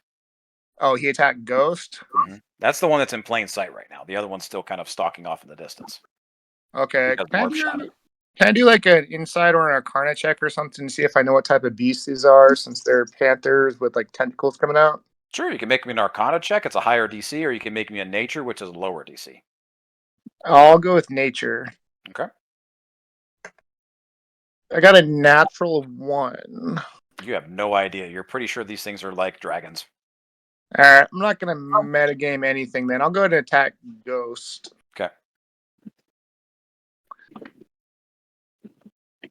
Just with a just normal attack action. Okay, you are rolling. It just real quick as you approach this thing. It's like the same thing as I just told Morb. It's like you can't quite tell if your eyes are messing with you, or if you're tired, or what it is. But it seems like this thing is almost like displaced. Okay. Roll I me. will. So you're rolling your attacks at disadvantage. Okay. Natural 20, which isn't going to hold up, so that's unfortunate. But 25 for the other one. 25 for the other one. Yeah. Hell yes, you hit. And as soon as you, like I said, just before you roll your attack here, as soon as your first attack finds purpose, the displacement ceases. Okay. So does it? So I roll damage then? Yep, go for it. That's your attack. So if you do anything with your bonus action or your bonus attack, it's not a disadvantage. Gotcha. Okay. So 6 damage for that. Nice. And then I'm going to go ahead and do Flurry of Blows for the next one. Go for it. So not disadvantage. So 14. 14 to hit. Yes. 14 unfortunately does not hit. All right. So the second attack for Flurry of Blows is 15. 15 just hits. Awesome. So I'll go ahead and have them roll for my open hand technique. Then they need to do a DC 13 strength check to see if they get pushed away. Let me check and see what their strength is real quick. Sorry. Actually pretty good. They get a +4 to their strength. Okay. I rolled a 12, so 16. Sorry, what was it? Yeah, it was a 13, so they don't move. So just damage then is 8 more damage. 8 more. Oof. In a matter of just a round, you guys have definitely put some hurt on Ghost. Maddie, it's the same kind of thing. As you approach this creature and the displacement, the weird effect that's like making this thing appear blurry, these things are extremely emaciated. Like you can see ribs, they are thin, they don't seem like they're moving as lively as like a creature like this should. They seem to be starving. Sorry, what was your last damage? 8 damage. Okay. And that is just my key point, so that's all I got. Okay. All right, then Morb, you're up. Drew, you're on deck. All right, I'm gonna try to shoot darkness again. Okay. You're rolling at disadvantage. Yes, because the displacement hasn't been ended. Let me see.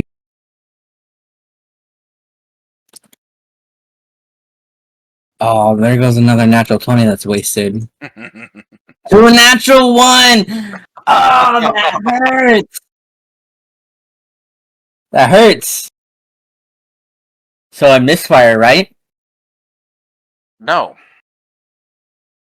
As you go to take the shot, this thing is become wise to what you're doing and is very aware of your position sitting up on top. It's no longer interested in the beetle. And in fact, as your shot rings wide and hits just next to it, its eyes immediately fixate on you and it makes a running sprint. I want you to make a dexterity saving throw. Okay.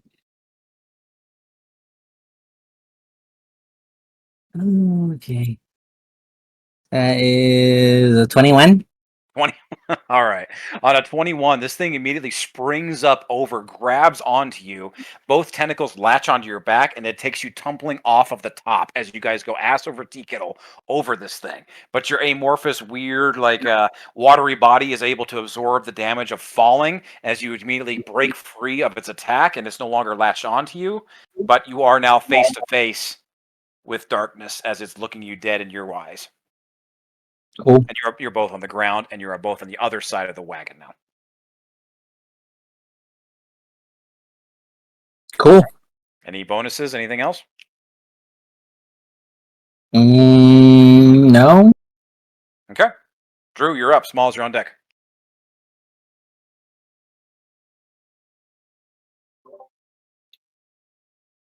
Oh, I'm just gonna hit some with Shillelagh.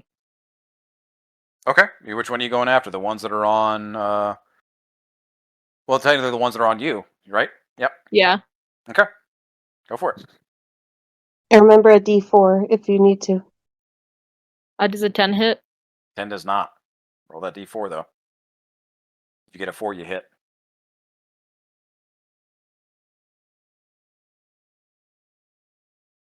Well, that's a 3. 3. Oh, sorry, 3 hits. Their armor class is 13. Oh. So you're good. Okay. Roll me that damage. Beats it, beats it. It's a 6. 6 damage on the ones that are attacking you? Yep. Okay, as you kind of like shove your shillelagh up after one that's like climbing up your chest, and you kind of like pull it off the thorns and the thorns and everything off your shillelagh magic begins digging into its skin and almost like peeling the flesh off of its chest. It's definitely exposed. You can swear you can almost see a little heart on the inside going thump thump thump thump thump thump, but it's still coming at you. Okay. Okay. Anything else? That's just your action. Nope. No, that's Okay. my bonus action too. Shillelagh stays. Adding shillelagh. No, shillelagh stays for 10 rounds. Oh wait, when did that happen? Always. Okay. And don't you I have use the shillelagh. decay now? Because you got a hit. That's true. Oh roll yeah. roll that I D4 for forgot. your decay. It's okay. I'm so sorry. I have crazy brain fog right now. I don't know what's going on. You're good. It's new abilities too. Just learning. Hey, So roll that. Marshall. Yo. Quick question. Since we came on, I was pushed off of the cart onto the side where everyone's at. Can they see what's going on? I would definitely say that you know what? Drum and Smalls, roll me perception checks real quick. I love that you So said sad. that 'cause I was going to ask if I saw that. Yep. I'm so sad that you said perception. 20. Dirty Smalls, 20. yeah, you're definitely fucking aware. You definitely see this thing. You see more of like his amorphous form coming and crashing to the ground, but like catching himself and like doing this weird waterworks thing, and his armor fixates itself back up on his feet, and he is face to face with this strange, skinny, tentacled panther. How far away are they? They're on the other side of the fire, so you'd either need to take a long run at 35 feet, or you'd have to jump over the fire that's still going. Or maybe. Let's see. It's not your turn yet, so we need to finish up Drew's stuff. Hang on a second. Right. So No, Drew, I'm just thinking outside of the box. and Drew and Drum, let me know what your perception is. Oh, I got an 8. You have no idea. Exactly. Can't see over Fucking the walls of Drum. fire.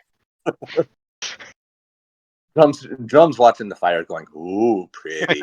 He's focused on the ones that's chewing on you. So Drew, what do Okay, you got? so quick question. Okay. So my shillelagh has the thorns. Yes. Drew hasn't drawn shillelagh yet, has she? Yeah, she put it on the Oh, first. yeah, I have. He put it on the first round, but shillelagh lasts 10 rounds. Got it. Okay. You only need to use one bonus action at the start of combat for 10 rounds to keep shillelagh on your weapon. Got it. Okay. That was my question. Okay. So Drew, what do you got? So that's 3 for the necrotic damage. Okay, 1 is definitely like damn near like it's almost toast. It's like barely hanging on, like tip of its fingernail dug into your armor, hanging there. Any bonuses? I don't think so. Okay. Saving your. Okay, good deal. That is Drew. Smalls, you're up. Argus, you're on deck. Smalls is just loving. He's loving life right now in the heat of battle, but notices that the bigger threat that's going after Morb right now. Okay. And completely ignores the stupid little gremlins that are crawling all over him. He's going to go try and jump across that fire again and go after the bigger, more immediate threat. Okay. We'll resolve that. Go ahead and roll me the DC 12 acrobatics to get over it, or let me know how. Like, do you just want to charge through it and try and make a dexterity throw, or what do you want to do? Dexterity versus acrobatics. If I could talk into athletics, but I don't think. Like I already said, said it was that. the same thing for Drum earlier. How do you athletics your way through a fire? 16 for acrobatics. You make it over, no problem. Now here's the thing. Now this is horde mechanics. You're not leaving their zone of attack, but they are on top of you. So I figured they're probably still attached to me. Oh, they are. So they are Yeah. biting you as you're jumping. So I'm going to roll their attacks right now because they get opportunity attacks as you're moving. 1 hits there, 1 misses, and there are only 3 left on you, and the other one missed. So that's a 16. What's your armor class? 16. Fuck, makes it up. Beats it. So 2 of these things hit you. And in fact, they're not going to bite. You leaping over the fire, and like their proximity to the fire has scared them so much that they're actually going to throw up on you. Oh, great. And you Acid take, damage. yes, you are taking 6 points of acid damage, and I need you to make a DC 12 Constitution save. Is that halved, being that I'm raged?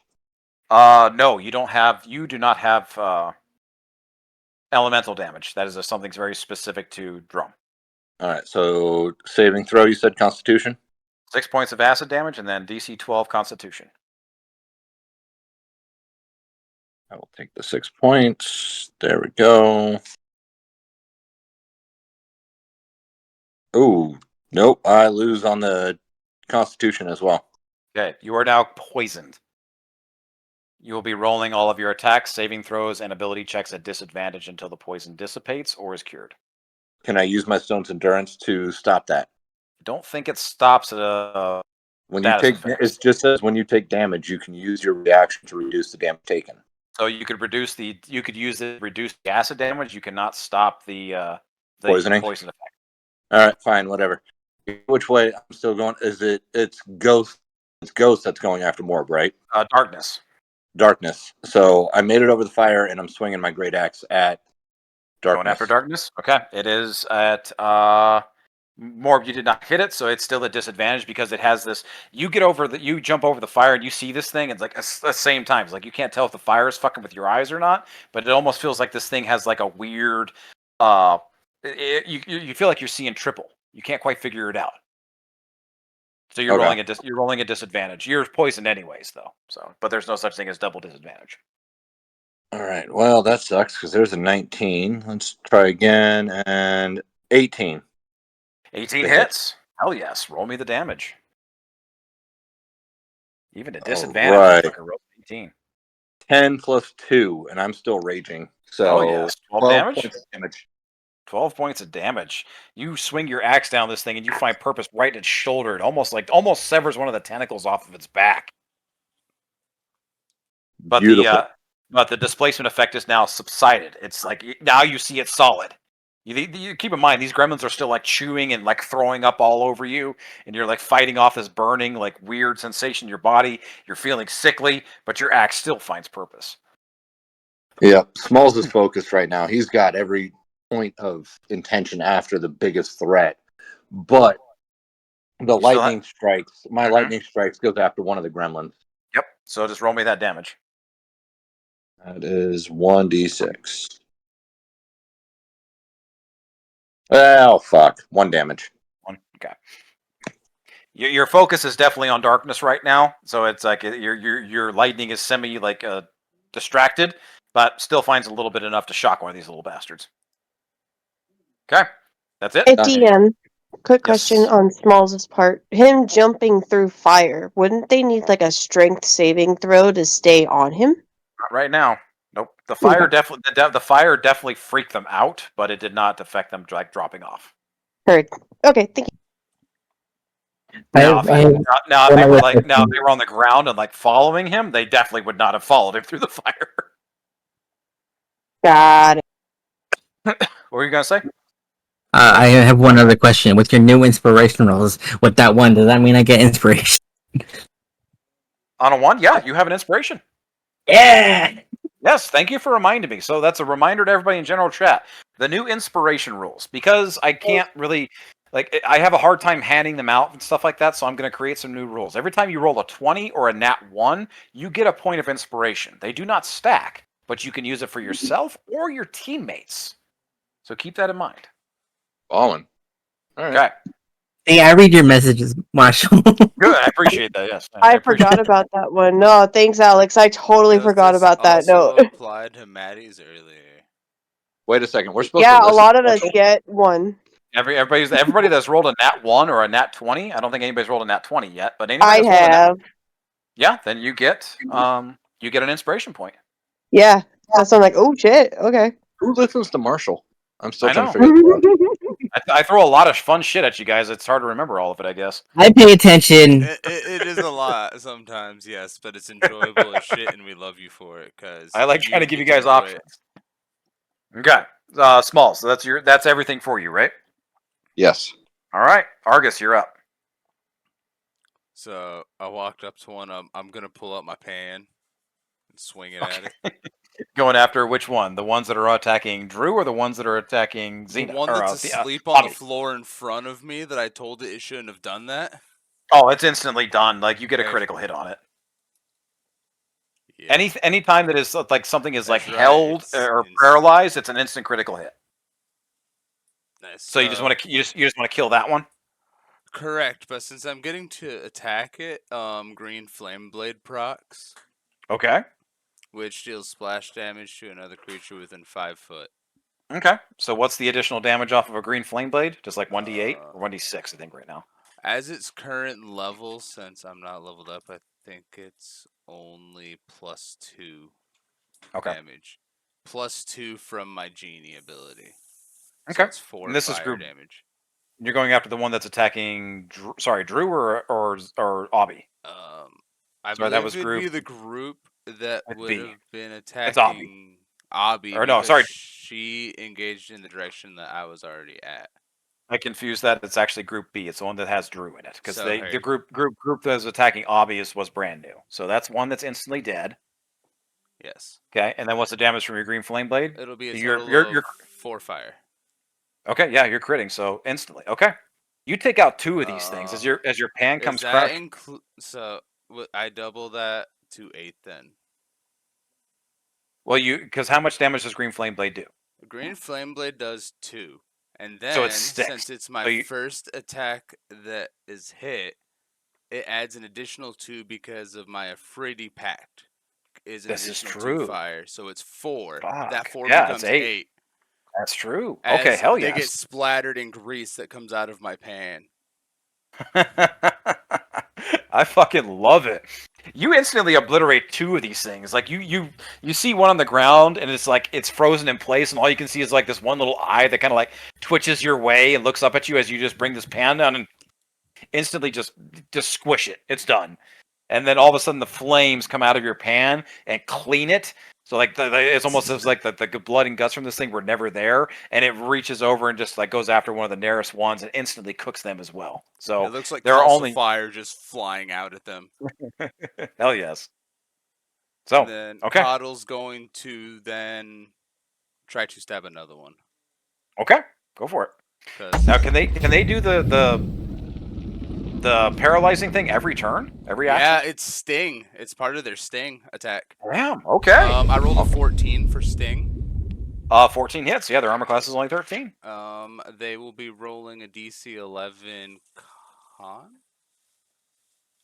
Is it con? Let me double check that real quick. They don't have great con. It is Constitution. DC 11 con? Okay, I think they have just a +0. Yeah, they do. I rolled a 13, so we're good. Yeah, it takes 6 damage still though. 6 damage. All right, you kill 3 of them. Damn. Okay. I said to leave my kitchen alone. As though you squash this one, the flames come fleeing through, and then all of a sudden Quaddle comes darting out of the way with a stinger and pierces another one. Doesn't paralyze it, but just skewers it with its tail. Like think like Alien from the Aliens movies, like that nasty tail thing just lifts it up ever so slightly and then drops it down. So with that, That's my Obby, economy. yeah, Drew, there's only 1 left on you. Okay. That is the turns for everybody. With that, we're going to move into the enemy's actions. Ghost is going to go first. It is no longer interested in the beetle because of the attacks that it did on the shell. It didn't find purpose. It's actually going to go after Angus. It doesn't want to attack me after I beat it twice. That is true. You are engaged with it. Sorry, I forgot about that. It is actually going to go after you because it is Yeah. fully engaged in melee with you. Cool. Okay. Good All catch. right. Good catch. That is ×2. What's your armor class? This is the first time I've attacked you this combat. Are you sure you don't want to attack Ingus? That's up to you. It's like I can break away and go after Angus. 17. 17. Yeah, both hit. I hit a 17 on the second one. Gotcha. So all of a sudden, both of these things, these tentacle things, this thing turns its attention to you, and and this is considered quote unquote top of the round for them. Their displacement effect goes back in, so all attacks are a disadvantage until somebody hits them now. Gotcha. Both of these hit. These are D6s. Oof. I rolled a 5 and a 6. You take 11 points of it is piercing damage as all of a sudden these tentacles come slapping down on you. One grabs you on each shoulder and pulls you into it. And because both hit you, it also gets a free bite attack. That is another Let's go. D6. And that is another 3 damage. So that is, 6, 11, 14 points of piercing damage as this thing comes down on you. And I need you to make a DC 12 Constitution saving throw. Constitution saving throw. 18. 18, you make it. You're good. All right. Darkness is now engaged there. It's actually going to go after Smalls. It definitely sees you coming at it with this axe. It is fully invested in this giant, like screaming, lightning-covered giant that has screaming little pissed-off gremlins at it. And yeah, it's fully invested at you. 13 on the first one and a 19 altogether on the second attack. So only one hits. 6 points. That is a 4 points of piercing damage, and I need you to make a DC 12 Constitution saving throw.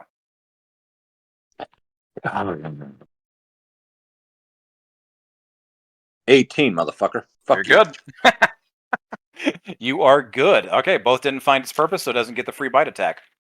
That is the Ghost in the Darkness. All right, and with that, we're going to go back to the Gremlins. Did I get you correct that I took 4 points of damage, though? 4 points of piercing damage. You're still raging, so that's halved to 2 for you. Okay. Okay. And with that, I'm actually going to roll on the app to see if they get their puke back. Just to be fair. Same deal. If it's a 11 or higher, they get their puke back. Roll. That is a 5. They do not get their puke back. So they're going to take bites at you, Maddie. Or at Smalls. D4s. Let's see if they hit. There's 3 of them left. One definitely does not fucking hit. One does. Motherfucker. Only one hits you. And that is 2 points of piercing damage after 1. That's that iron skin, bitch. Right? Fuck you. You I'm haven't pissed. used your stone endurance yet. All right, I'm with that, pissed. we're this shit. shifting over to Drew. There's one left. All right, let's go back. 17, I believe that hits you, Drew.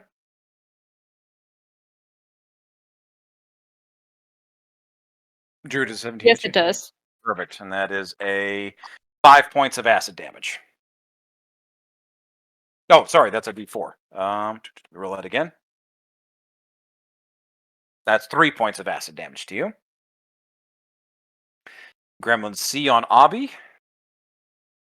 There's 3 of them left on you. That is 2 17s. Wow, damn.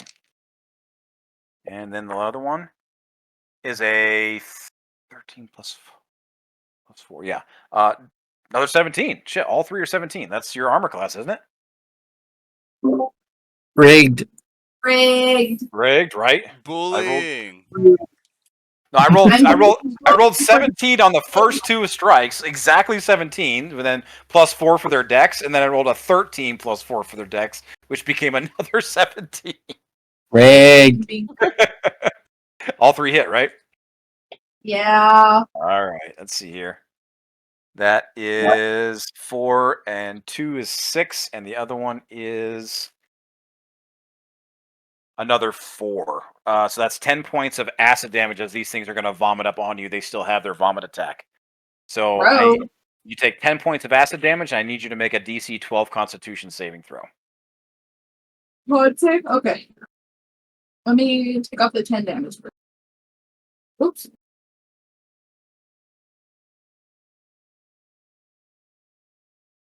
Ooh.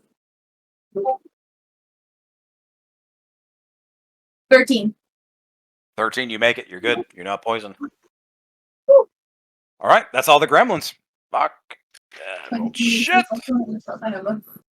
All right, with that, we're up at the top of the turn. Ingus is going to go after Ghost. Yes. So Ingus is still very much so protecting his beetle, keeping it away. Maddie, you're still on the other side, so you're not in danger from his attack. I'm just going to roll it on the app. He rolls a 18 on the first one. We're at disadvantage. He rolled a 16 on the second. Yeah. Damn, he hits. Oh, Okay. good. No. And All right. now we all don't have disadvantage, right? Nope. And so 2d8. Damn, he does 14 damage with that strike. Hell Let's yeah. go. Let's go. All of a sudden, he comes up, Matty, as you have it distracted. He actually takes a couple feet closer and just like narrows his gaze with his boomstick and blasts this thing right across the back as it just almost topples it over, topples it to the, to the ground. But 14 points of damage to Ghost, and the displacement effect is done on Ghost. All right, with that, we're at the top of initiative. Monroe, you're up. Drum, you're on deck.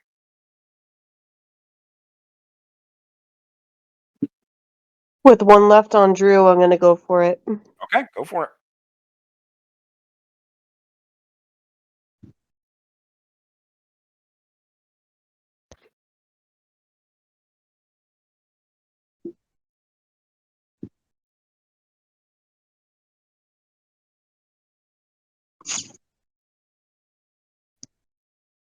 Does 13? It's that. 13 is exactly their armor class. Woo! Thank you for Bless still being here. Okay. Goddamn bless. 6. 6 points of damage? Yep. Oof. So close. This thing is on death's door. It's the same kind of thing. It's hanging on by a fingernail and just like, it's like gasping for air, looking like it just like wants to like try and say like one last like insult and just laughing at you like, ha, ha, ha, as it's hanging on. It's got almost nothing left. Ew. I look at it going, ew. Any That's bonuses? all. Okay. No, I can't do anything. Drum, you're up. Abby, you're on deck. All right, so I'm gonna take a couple of steps and head towards Abby Okay. to help her out. I saw Smalls take off and go over the fire, and I'm not interested in following him. So I tried helping him. He ran away like a coward. So I'm gonna go help Abby. Okay. There are 3 left on Abby. All right. He rolled a hit.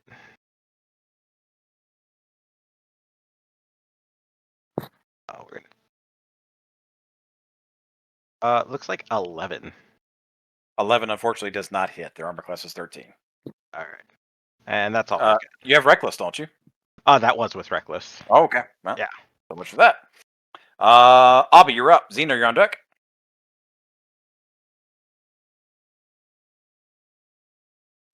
Oh, ha. I'm gonna use my whip blade again.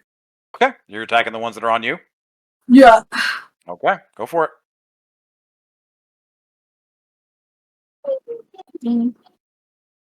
I also want to use advantage with the help.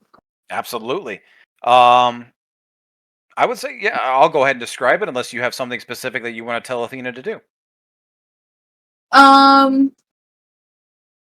Okay, so can you tell me like where they're at on right now? There's like one on your chest, which would be considered your bosom, and then there's one on your shoulder, and then there's one on your hip, on your thigh. On your boobies. Okay, I'm gonna grab the one that's on my chest, off, like grab him by the scruff of the neck, hold him up, and go, "This one's for you, Athena," and just drop him so that Athena can attack him. Fuck yeah. And that is a 22 to attack. That definitely hits. Yes, roll me the damage and whatever else you want to add to it. Okay. Well, that's max. So that's a 9. I'm gonna do another psionic too. Why not? Okay. So another max.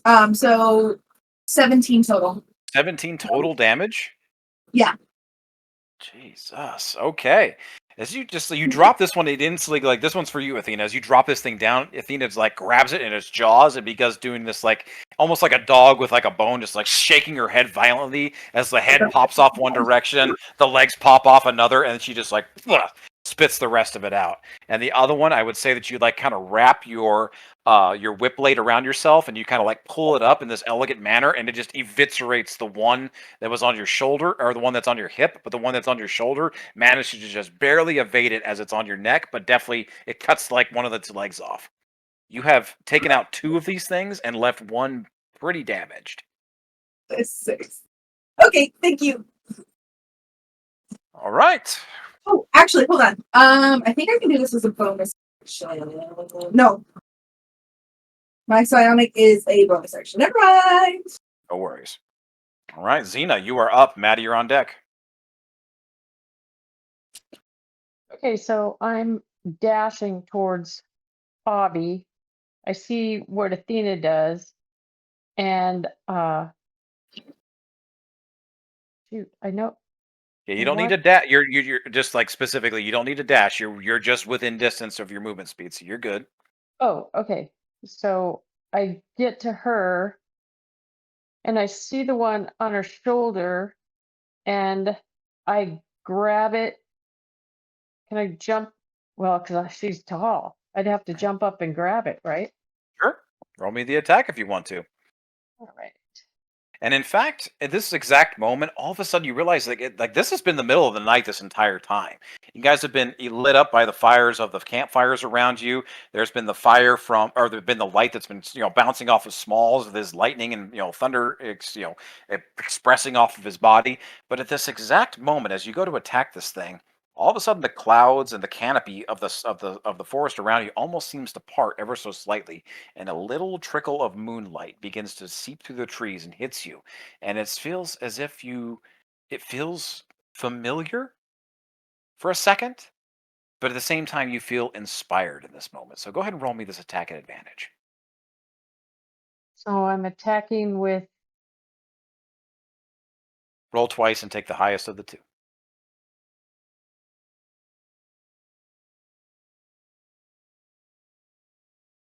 5. Crap.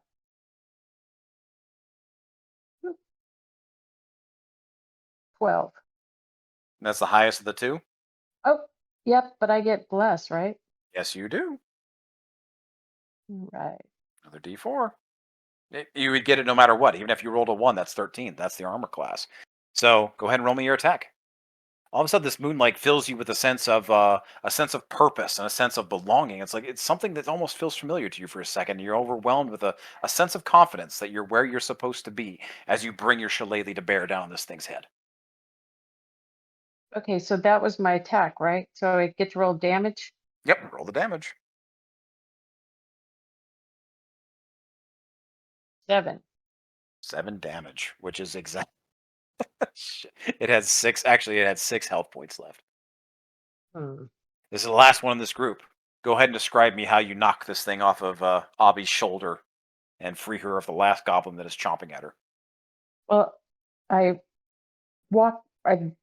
run over, I jump up, I swing my shillelagh elegantly and just smash it right off her shoulder, and the thing explodes. Well, actually, it sticks to my shillelagh because it's got the ironwood thorns, and I slam it on the ground and just obliterate it.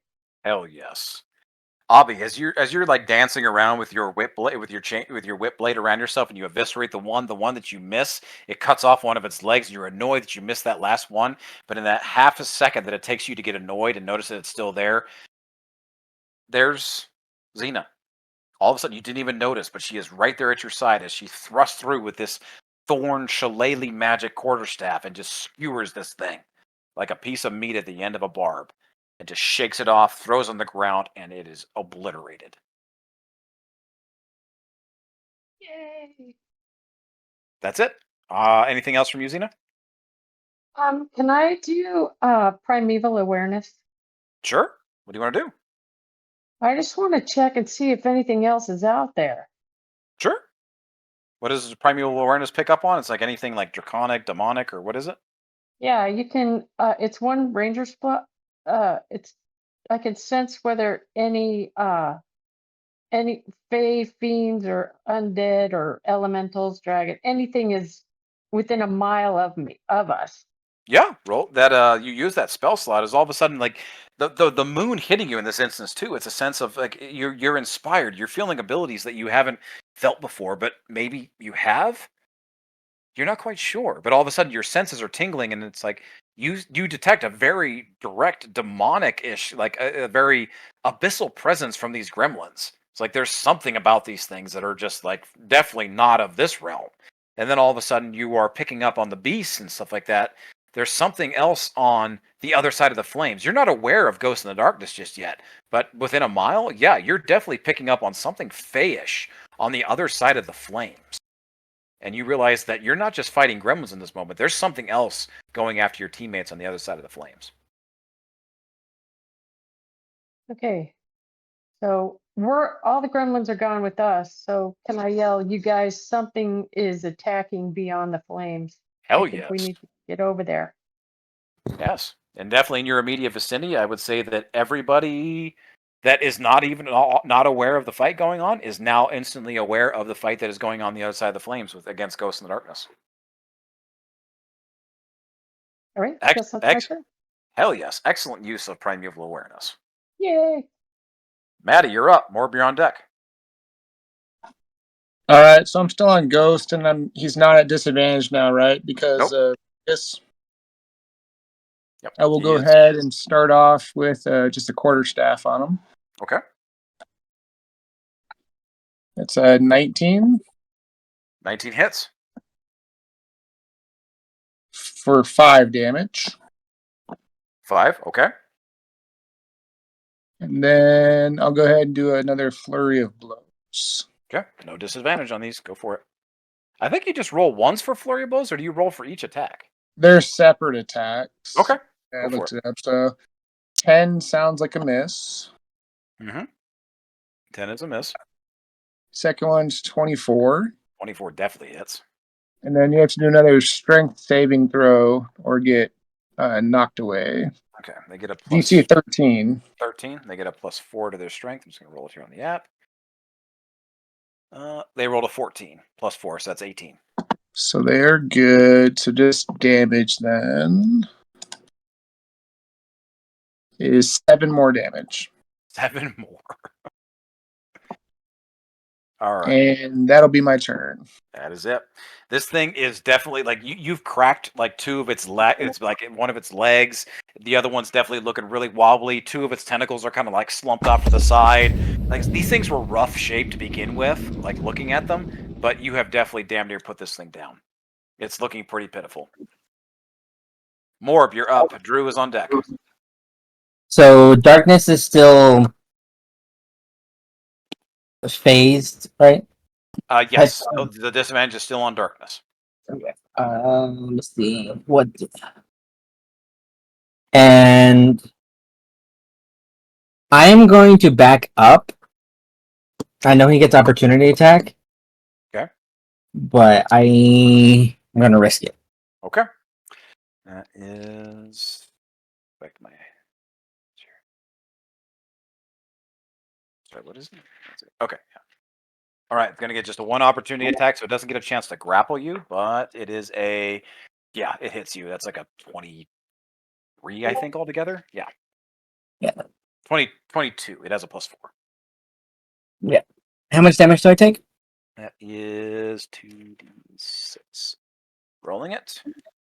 You take 6 points of damage. Cool. Okay. And I got rid of my temp HP. So what's that? That got rid of my temp HP. Okay. You're good then. I'm going to shoot him.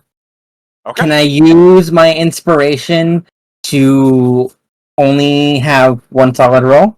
Yep, you absolutely can. That's what it's there for.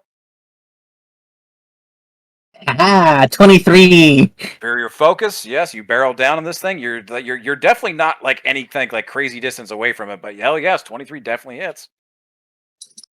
Blast it. 8 damage. 8 damage as you barrel down on this thing. It manages to it's a direct hit right on its shoulder, shears off a bunch of flesh and sinew off of its that shoulder meat. Like I said, these things are already in rough shape, but you've done some damage to it. It's looking pretty hurt. Cool. But bonus section.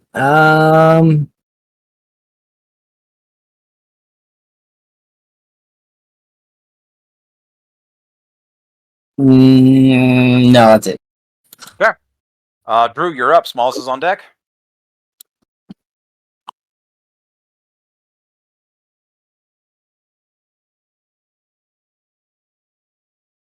Drew, you're muted if you're talking. Yep, sorry, I'm here. good. I don't know. I think I'm gonna cast Cure Wounds on myself. Okay. Can I see if Monroe is wounded? Just by looking at him. Monroe, I don't think have you taken any damage? Just a few bites? Babes, you're muted. I have I just lost 3 health basically. Like my 10 points are gone. I really don't need it. You still have Okay. one guy on your shoulder. Do I? Yeah, Yeah, he's still got- real broken, dude. Like he's I like thought that bare- was dead. he's like barely Lauren is hanging literally on. telling Like, Drew, He's a like, shoulder dude. yeah, all of his like Okay. his legs have been blown off. He's got like half of his right arm. He's Cool. hanging on by his left. His ears are gone. His tongue's hanging out. He's He's got just nothing. cackling on your shoulder. Cool. I'm gonna do Primal Savagery, so with the claws, and just rip it off, throw it on the ground. Seriously, this thing has 1 hit point left. So you know what? Just tell me what you do to this thing, just for fun. Okay. I want to see how much. Yeah, So how much- that would be 10 points of damage. Yeah, you're doing 10 times the amount of damage that this thing has. So describe to me exactly. This is almost like almost a semi-wild shape type situation.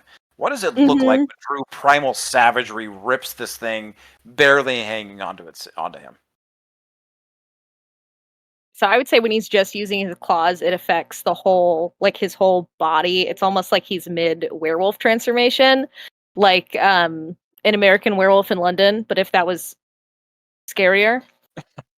So his hand like turns basically into like a paw, and he's got really nasty fingernails, and he's just gonna reach up both hands, put his claws into it, rip it in front of him, and like smash it onto the ground. Monroe, Abby, and Xena, you are in Argus. You are in full and Drum, I would say, even at this set. You are in full like view of this going down, of watching this semi-transformation of Drew here just obliterate this thing in this this monstrous transformation of smashing this thing on the ground with his monstrous paw. New Having arm? a show of savagery. Yeah, that was brutal. Awesome. All right. Anything else from Drew?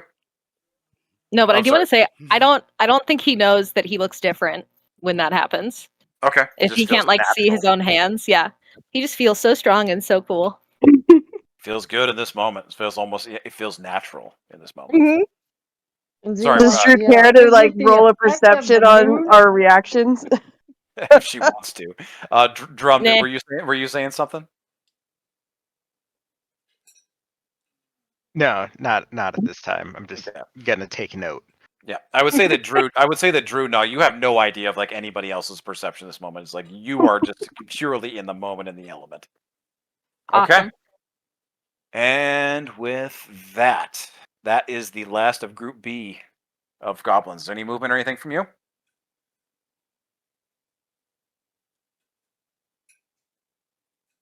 Drew? Is the rest of like the group that's with me, are they moving over? Seems like everybody's kind of moving towards the wagon. You guys have been alerted by Xena's primeval awareness that there is something attacking the rest of the group up north by the wagon. Yeah, I'll start heading over. Okay. All right, with that, Smalls, you're up. Argus, you're on deck.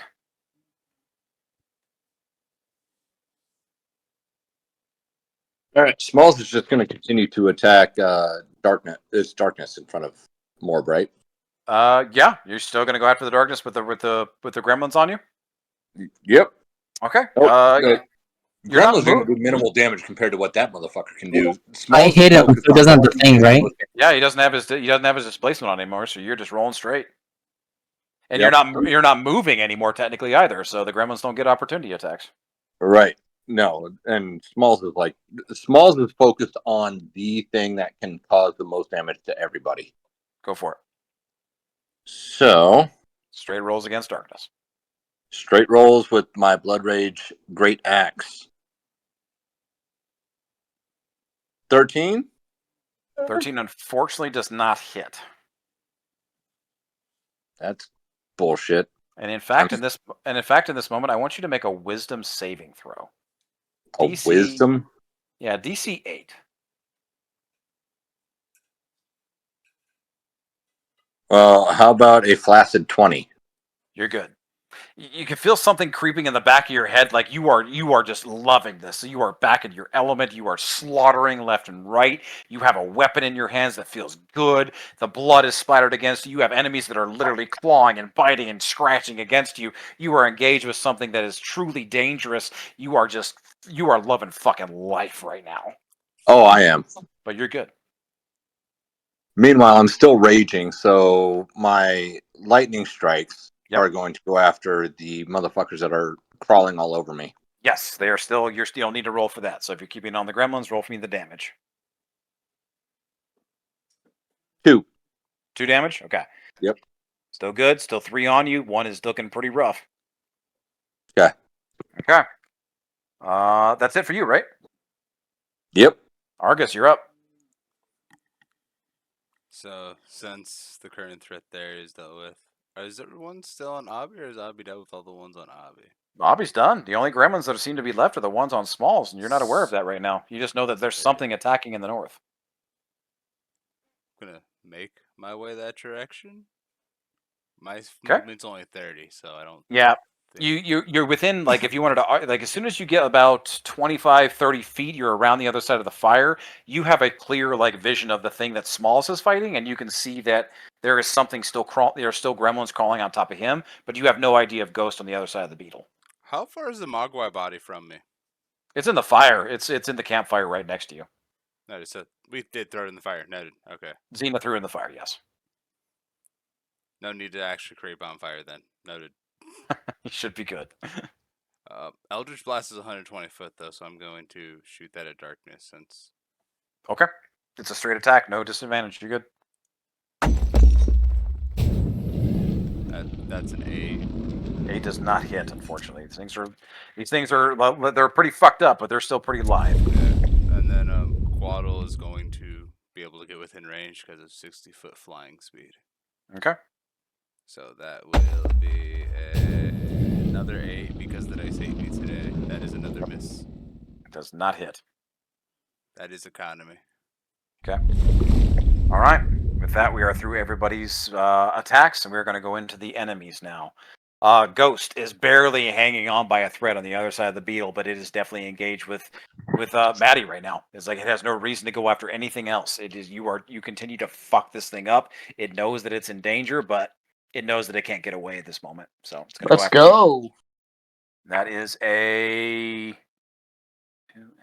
lowest I rolled a 15. Yeah, 15. 17. 17. First one hits you, so it doesn't get to latch onto you. But the first damage is. Well, I have a 17 AC. Didn't you say 15? The second roll, the second roll that I was a max of 15, but the other one was like 22. So only one hit. My bad. So it doesn't get to latch onto you, but it's 5 damage of piercing damage as one of these tentacles comes down on you. Got it. And both have to hit you to make the con save, so you're good.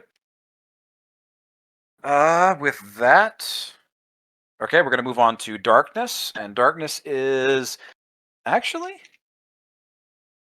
it actually sees easy prey, so it's going after Quaddle. What's Quaddle's AC? Quaddle's AC is 13. 13? That is unfortunate because I rolled a. That's 17 altogether because I get a +4 and a 19 altogether. Okay. So. Hey, these things are hungry. Nah, it's okay. It's fine. Poor guy. Boo. I rolled 2 5s, so that's 10 points of damage, and I needed to make. What type of damage? Piercing damage. Cool. I use my reaction to grant it resistance to piercing damage. That's halved. Motherfucker. So Yep. that's 5 points of piercing damage. I still needed to make a DC 12. It gets a free attack with its bite because it does grab it with both strikes. So it pulls it in. And that is just an additional D4.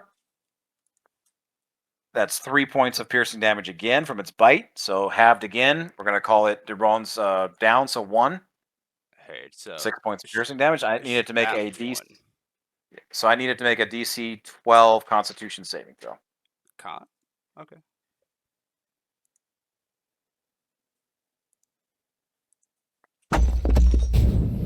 Well, it rolls a 14 You're good?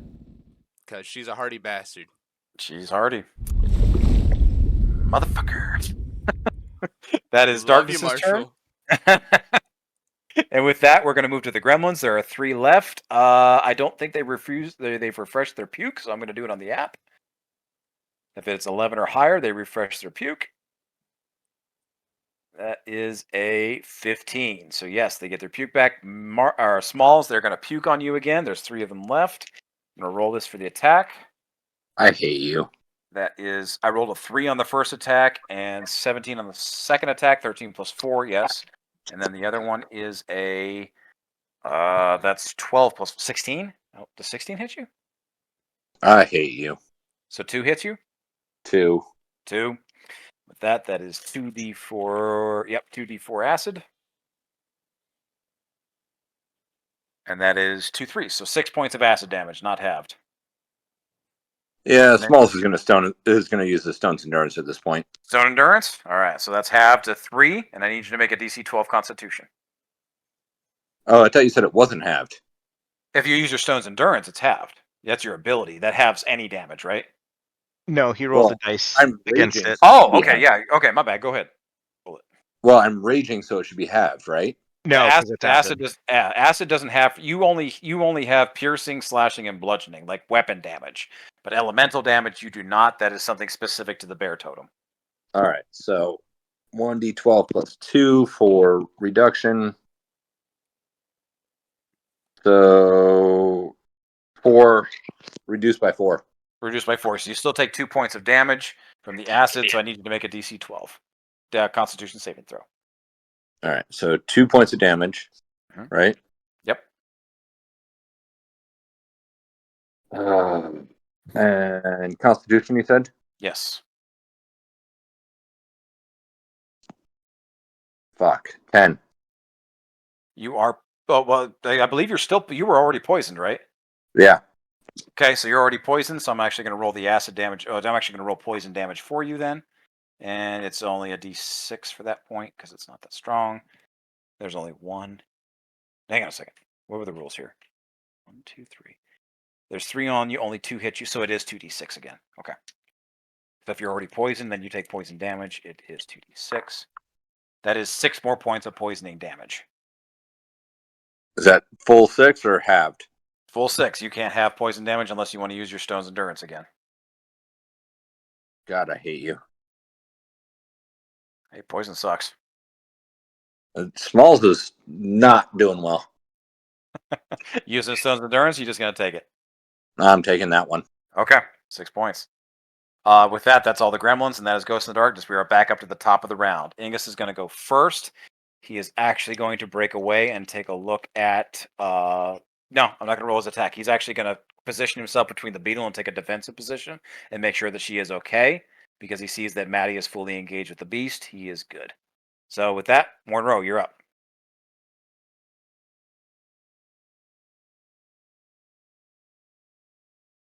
You're muted if you're talking, baby.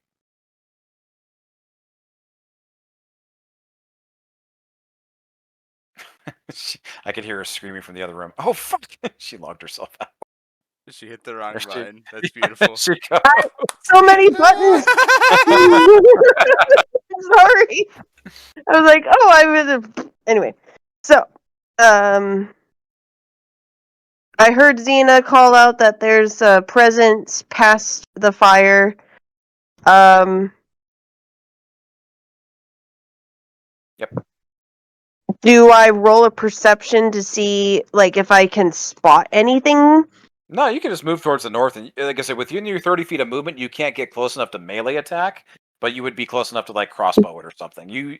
As you move your 30 feet to the other side of the central fire, you can see darkness engage with Smalls, and you can also see that there are 3 gremlins still latched on top of him, but you are not aware of Ghost on the other side.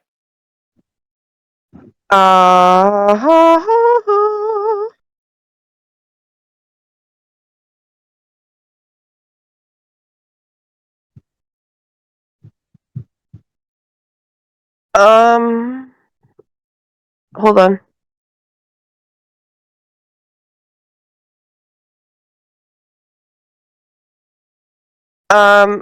Okay. So what I'm gonna do is just for my action, I'm going to just sneak. To prepare like a sneak attack. Okay, it is going to be a full action this time. So go ahead and roll me stealth.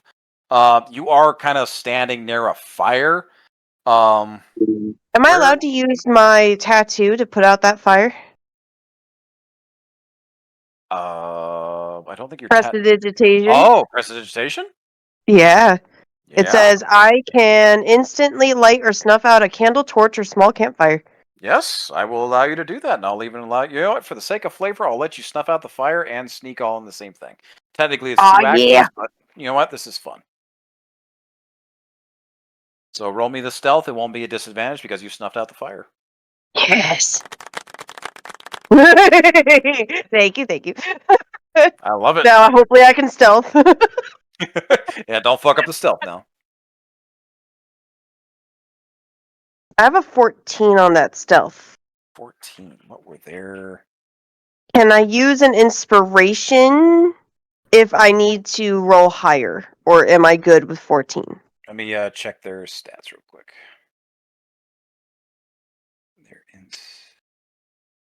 Stealth is.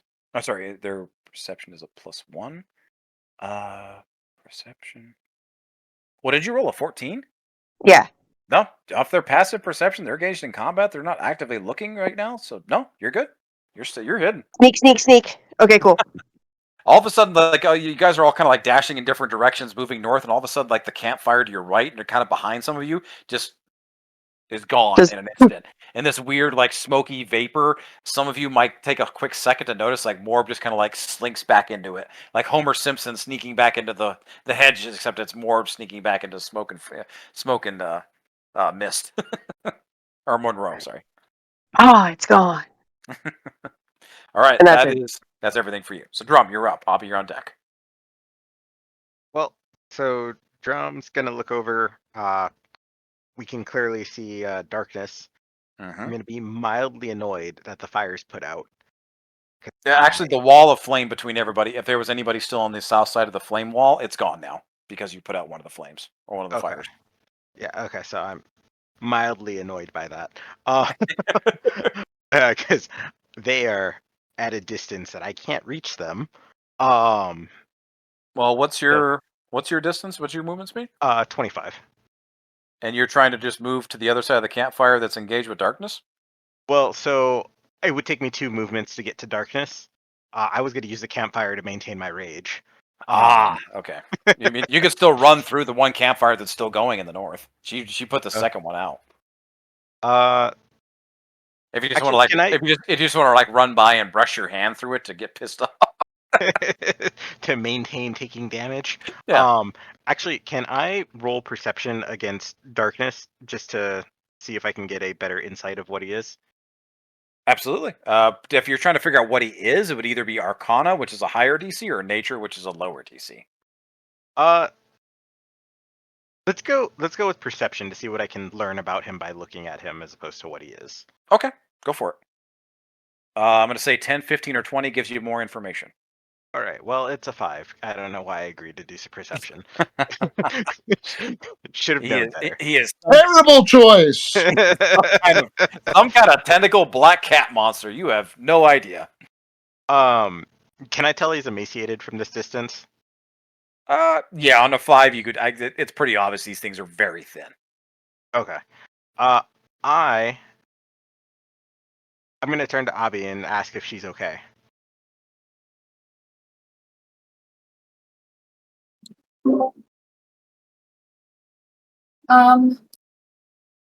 I'm just gonna be like rubbing a random spot on my chest and be like, okay. Okay. Drum is going to casually walk towards darkness. And I'm not going to take any attacks or anything. I'm just going to head in that general direction. Okay. Are you using the fire to maintain your rage? I am not. I am Okay. not. You're gonna lose your rage then. I am going to lose my rage, but I don't think this thing actually intends us harm. So. Okay. All right, that's my turn. That's it. All right then. Sorry, Abby, you're up. Xena, you're on deck. Okay. So can I see where darkness is at? Yeah, I would say definitely since the second fire is out now, the flame of the wall of flame is gone. You actually have a clear shot from where you're at if you wanted to fly to it. You could see that, and you could also see that there's gremlins still on Smalls. Currently unavailable to fly. I cannot.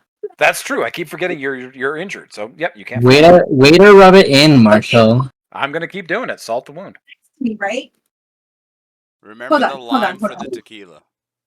Hold on. So Xena's. Oh, I'm falling over. Xena's right next to me, right? Yes, she is. She literally just finished off the last gremlin you guys were fighting. Okay. Xena, can I have you really quickly roll a perception check? Yeah. Oop, let me get back over there.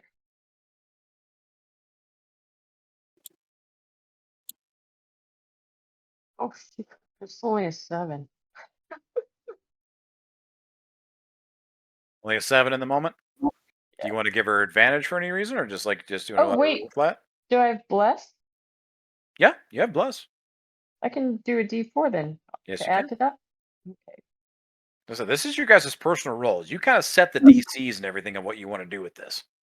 I am gonna give her advantage too. Okay, kind of obvious in the got moment. 11. Yeah. Okay, so you got 11 altogether. Do you want to roll an advantage again, see if you get higher? Me? If you want to, yeah. 17. Roll the Okay. plus again. Plus. That's a 20. Ooh, Flaccid. Flaccid 20. It's a naughty little 20. Floppy 20. Okay, so Xena, you're gonna see me try to unfurl my wings, and then my face contort in pain as I close them back up and go, God, I can't do that. Okay. And then I'm just gonna book it and move 20 feet so that I'm closer, or however close I need to get to attack. Unfortunately, you're about 40 feet away right now. Well, yeah, give or take 30, 40 feet. But with your your reduced movement, you can't quite get there. Okay, that's fine. Do you want to dash and get right up on it? If I do that, will that give somebody else the ability to flank? Yeah, I give somebody that's attacking an advantage on one of their attacks. Sure. Okay, I'll do that. Okay. You position yourself kind of off to its side to keep it from kind of moving away, and you're kind of cornering it between Smalls and the wagon right now. Okay. And then I'm going to use my bonus. Or actually, no, because my action is to dash, so my bonus action is going to be to heal up a little bit with my what's it called? Second wind. Yeah, with this second wind. Okay. So 1d10.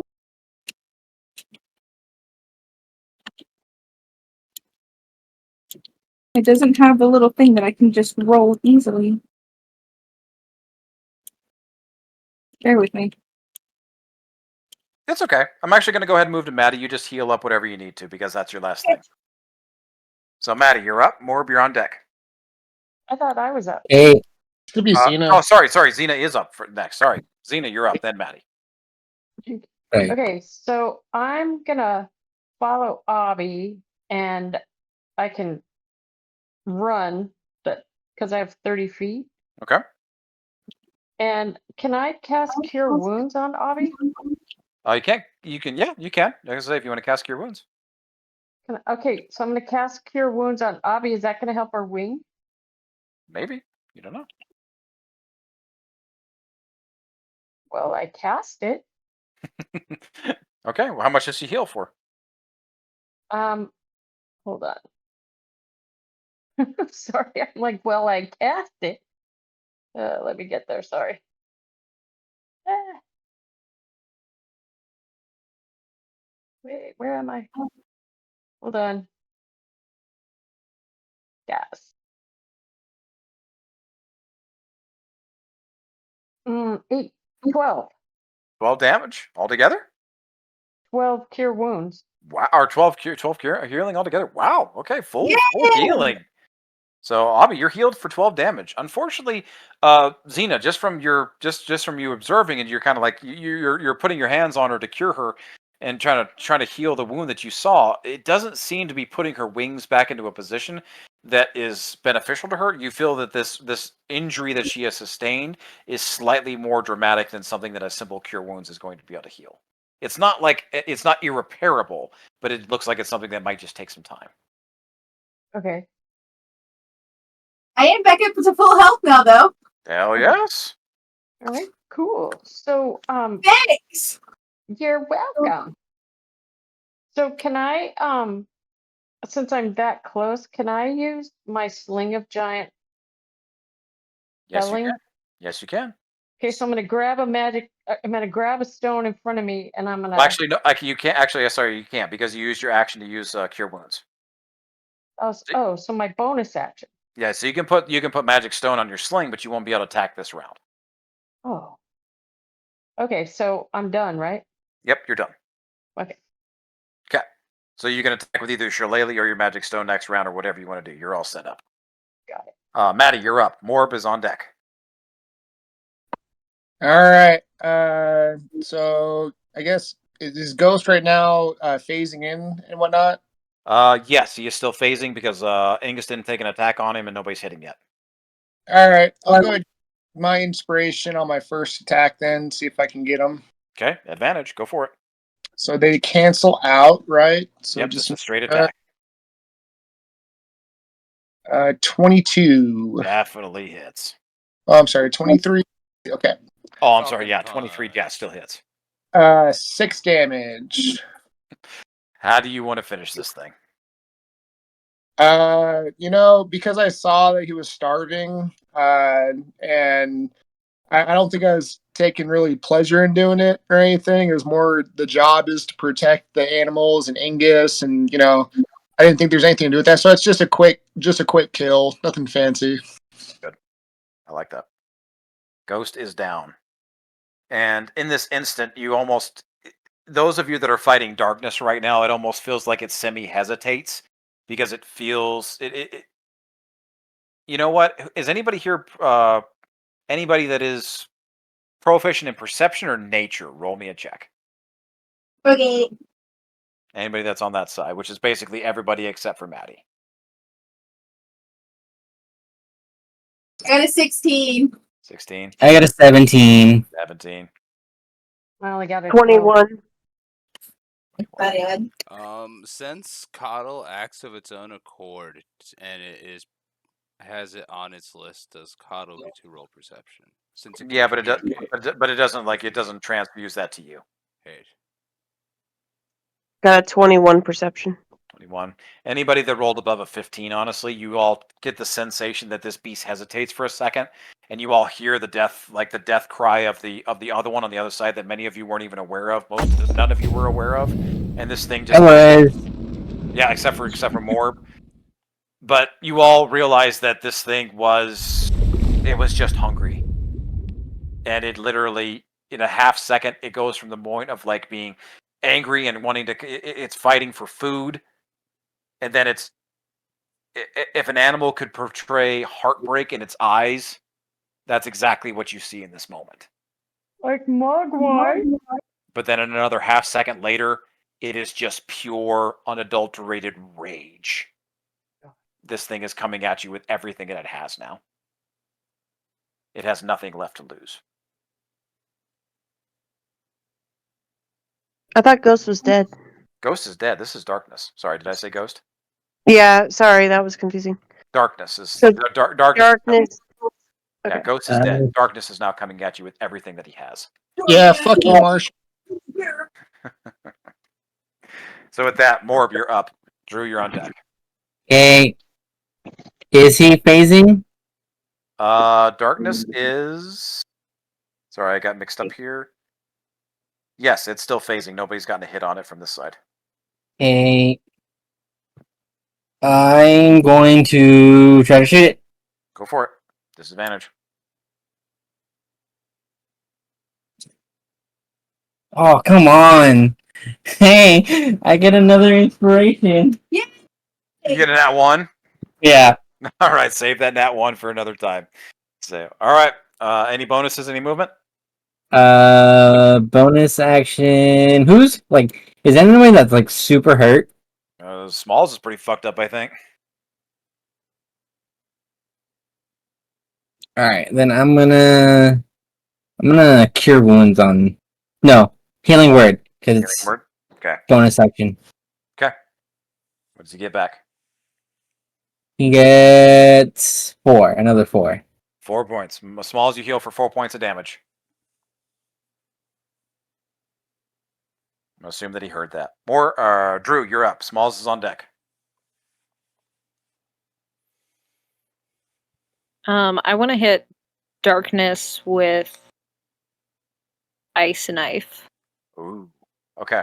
Is there an AoE? Does there an AoE to that? A what? Like an area of effect. Yes, it explodes 60 on feet. contact. Oh wait, yeah. So you'll hit. Wait, everybody's really close to him. Last time I'm gonna remind you of that because next time I'm just Yeah.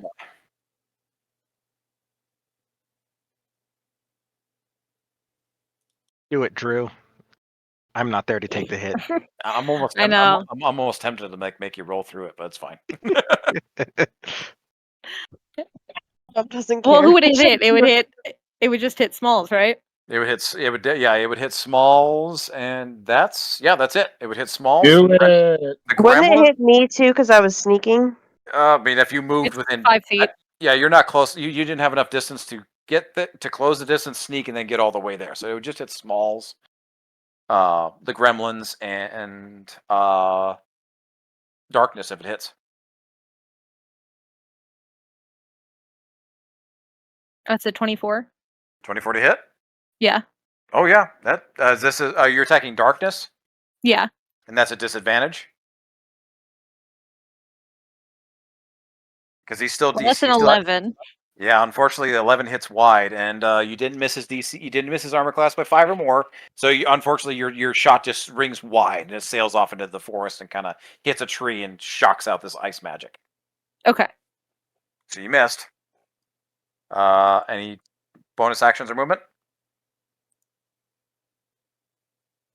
Yeah, I want to heal Smalls. Go for it.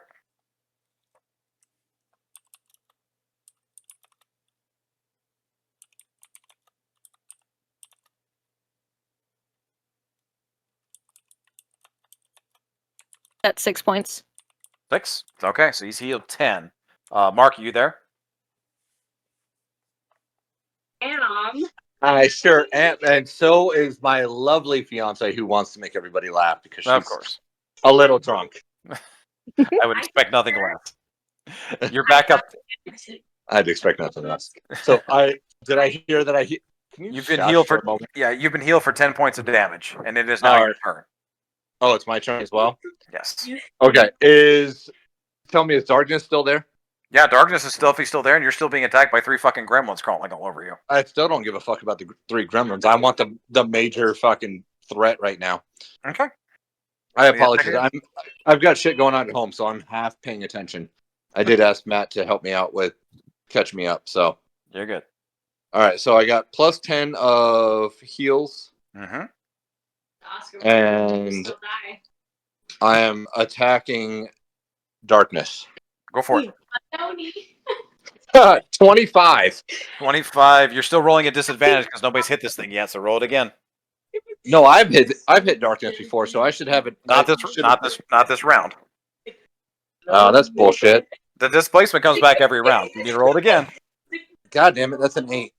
An 8, Now, unfortunately, does not hit. okay.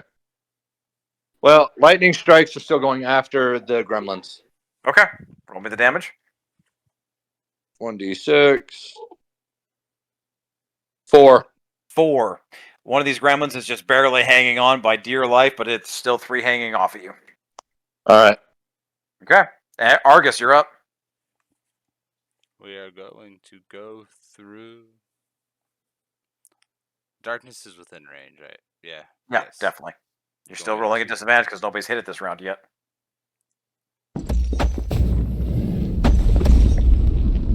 That's a 6 for myself. And then Doesn't it? yeah, Coddle's going to then attempt to hit it because it's engaged and moving away means it dies. So the lowest is a 14. 14 unfortunately does not hit. Their armor class is 15. Hey, Okay. that's kind of it. All right. With that, we're going back to the top. I'm gonna roll for the gremlins first. That is, I'm gonna see if they get their vomit back. I'm gonna roll in the app. 11 or higher, they do. That is a 19. They get it back, so they're gonna puke all over Smalls again. That is 1 hits there, and the second one hits. So 2 of the 3 hit. That is 2d4. That is 5 points of acid damage, not halved. And Smalls, go ahead and roll me that DC 12 Constitution save. You are already poisoned. If you fail this, you take more poison damage. Maddie, you want to run him for right now? Yeah, I got it. Go. It takes You 5 said points. 15 for Constitution. Yeah, it takes 5 points of acid damage, and I need you to make a DC 12 con. Yeah, so I passed it. I passed the Constitution. Took the Cool. 15. Just 5, not 15. Well, no, I had a 15 on the roll for Constitution. I took the Okay. 5 points of damage. Cool. Then you're all set. That's the gremlin. Yeah. And then Darkness is also going to go after, because, yep, Smalls, you're still the most important threat right now. It's going to go after you again. That is last round. Motherfucker. Both of those miss. So this thing is like, it is extremely pissed off and it is coming at you, but unfortunately, both of those tentacle attacks miss. You take the little bit of acid damage from the gremlins, and that's it. We're back up to the top. Ingus is still keeping the beetles safe. Monroe, you're up. There are still 3 gremlins on Smalls, and Darkness is still going.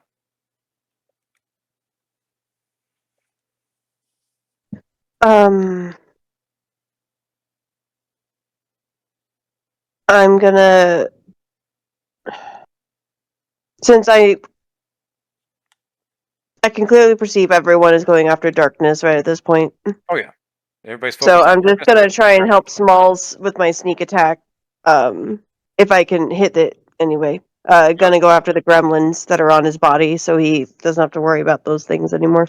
Definitely, you're rolling at advantage, and if you hit, you get your sneak attack plus your damage plus your attack.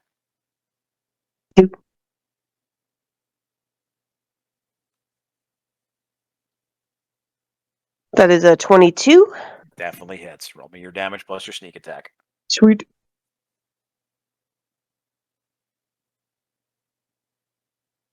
Um, 11 damage 11 damage total. total. You are down to that. This is like, that brings it down to 1 gremlin. They were at 21, so there's 1 Okay. gremlin back. As your what is exactly does your sneak attack look like? You are literally like appearing out of the darkness here and taking out 2 gremlins.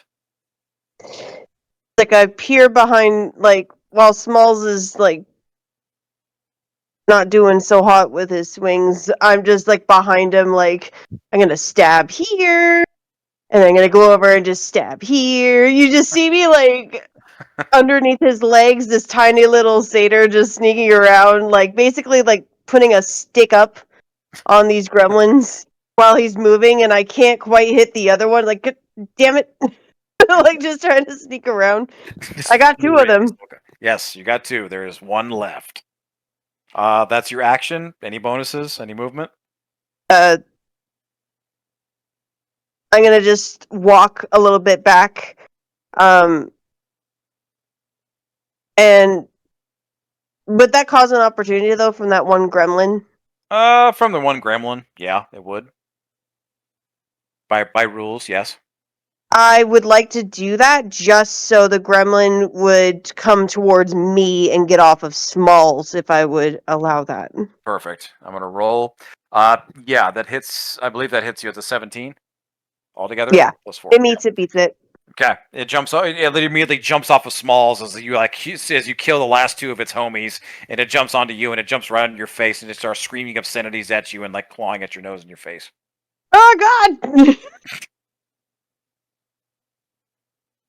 And that's fine. I'm like, this is fine, guys. This is fine. And that I'm is just gonna like back that's up. 3 points of piercing damage as this thing jumps on you. Okay, cool. See, everything's fine, y'all. I'll do this. Smalls, come on, do something. And I'm gonna give Smalls my inspiration.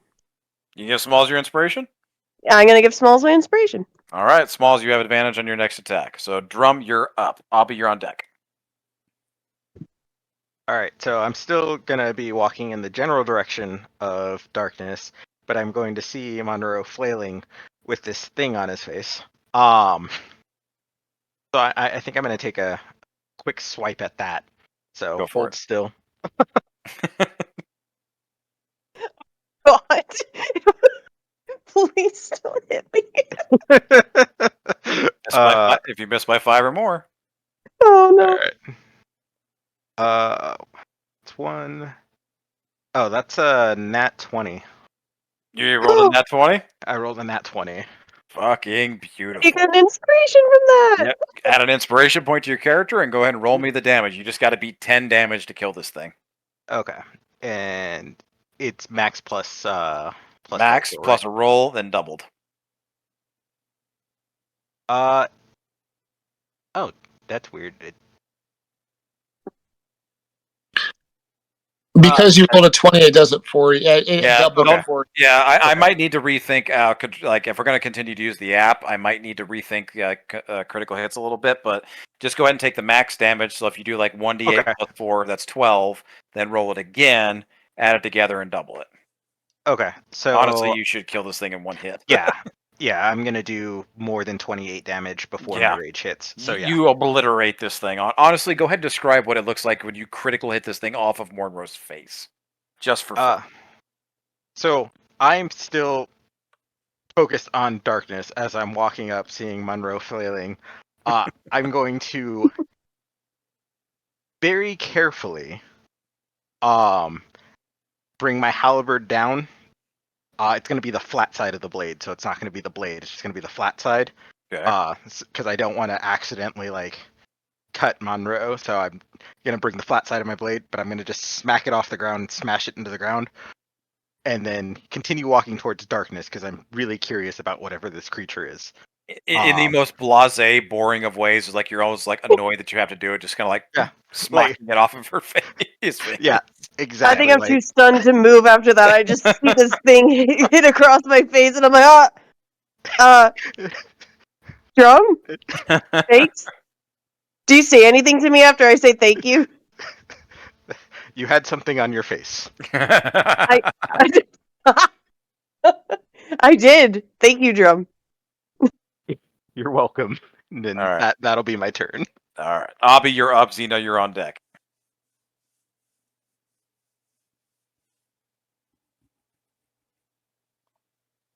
Abby, Monica. Sorry, I was typing something. Okay, so has my brain's not working. What are we looking at right now? It's literally just darkness is left. The other gremlin is dead.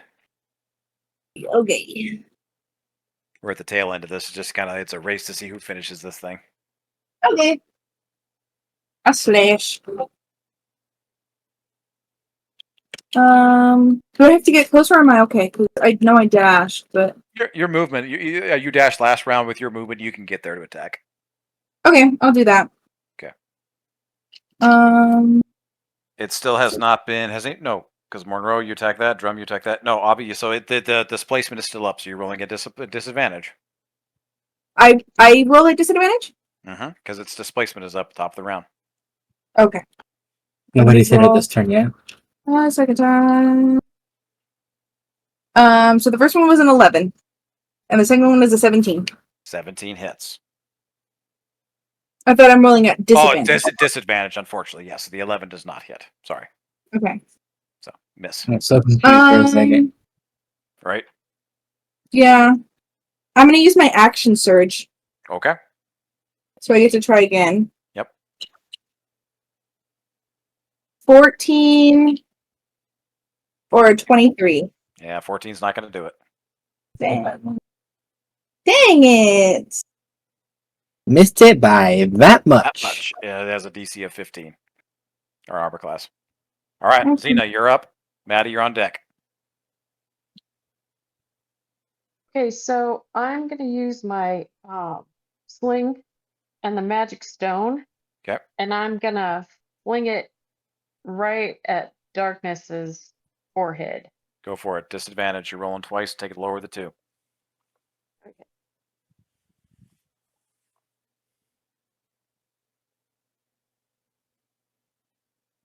$22. Okay. That's a fetching 5. Oh, 5. wait. Do I get less? Doesn't matter. That doesn't matter if DC's 15. All right. Any bonuses? Let's see. Send Athena? I'm gonna send Athena with Link's Claw. Never attack, or you want to give advantage to somebody? Wait, who's up next? Maddie's up next. Morb is on deck. Maddie, you're close to Darkness, right? With his movement speed, he can get there. Okay, then I'm gonna give Xena to Maddie for help action. Okay. Maddie, you have advantage on your next attack, which will give you straight Athena. attack to try and hit it. Or Athena, sorry. I'm going to mix those up a lot. I did too. Maddie, you copy? Copy. All right. Xena, that's everything for you. Maddie, you're up. You have advantage on this attack, so straight roll. If you Yeah. I'll get on the other side of the wagon and position between Darkness and Angus and the Beetle just to make sure I'm in the way. I'll just use Eldritch Blast. I'm gonna stay distance away. Okay. So Eldritch Blast, roll me a straight attack. And 11. 11 unfortunately does not hit. Finally, these displacement thing starts working at the tail end of this fucking fight. Since I'm not in melee combat, I don't really have a bonus action, so I'll position myself and stay put. Okay, Morb, you're up. Drew's on deck. So we'll see who finishes this thing. Oh, I see. Was he hit? He has not been hit yet. No, displacement's still up. Oh. Okay, I'm gonna use my inspiration to get a normal roll.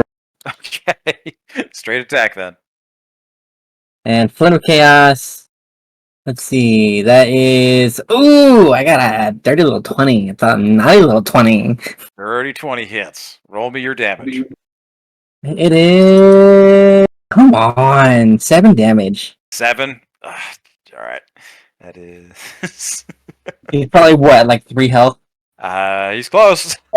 Well, As your blast knocks this thing, it's starting to look like its mate was on the other side. A couple of the tentacles are starting to slouch. Its one leg is definitely broken. It's just doing everything that it can to keep itself propped up. Its fangs are bared. Its eyes are starting to droop.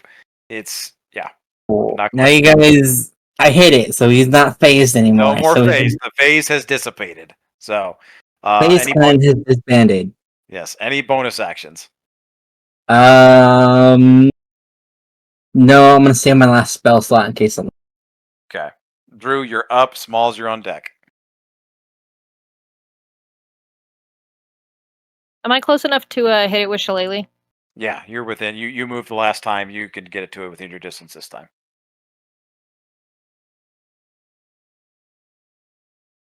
Straight attack.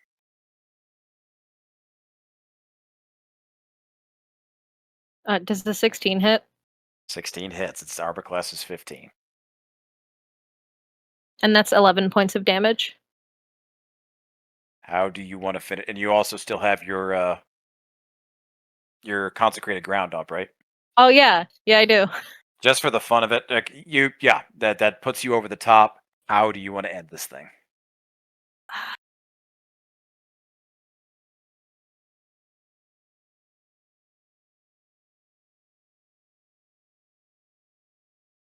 So with the shillelagh, for Drew, it just gets like bigger and heavier and just kind of nastier looking as a quarterstaff. So he's gonna do like an underhand swing and get it just under the jaw.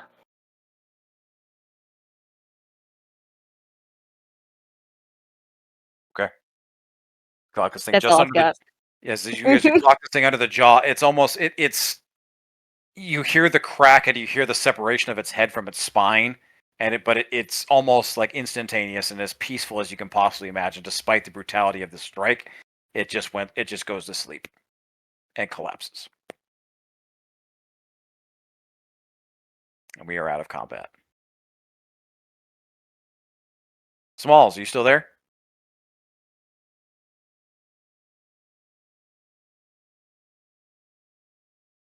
Mark? Maddie, roll me a wisdom saving throw for him. You got it. DC is 10 to beat this time. He got a 10 plus whatever his modifier is, so He's I don't good. think he's. Yeah, he should be good. He's good. All right. With that, we're out of combat. The displacement effect that I had for this, it finally started to get you guys at the end of this fucking fight. Man. But that is it. The gremlins have been dissipated. The body of the Mogwai has been burned. You all take a few moments to kind of take a second to kind of get your bearings. Wounds are starting to be patched up. If anybody wants to have any healing spells passed around, anything anybody wants to do at the moment, go for it. But with that, we're out of combat, and everybody's just back to our camp situation. There are the bodies of these two beasts that are still on the outside, on the edges of camp here. But all of the, I would assume that everybody kind of takes the bodies of the gremlins as like disgusting and display, and they've squashed as many of them are and tosses them into the fires. I'm gonna let's say that Argus, you start up the second bond for the middle bonfire again. And you all go I to pop create bonfire and just relight it. beautiful. Everybody I'm goes gonna out. ask if anybody's good at skinning animals. But with that, me and Monica do have to go. Okay. So we'll catch you guys next time. All right. We are at time. We're at 9:08. So. Good night, guys. Good night.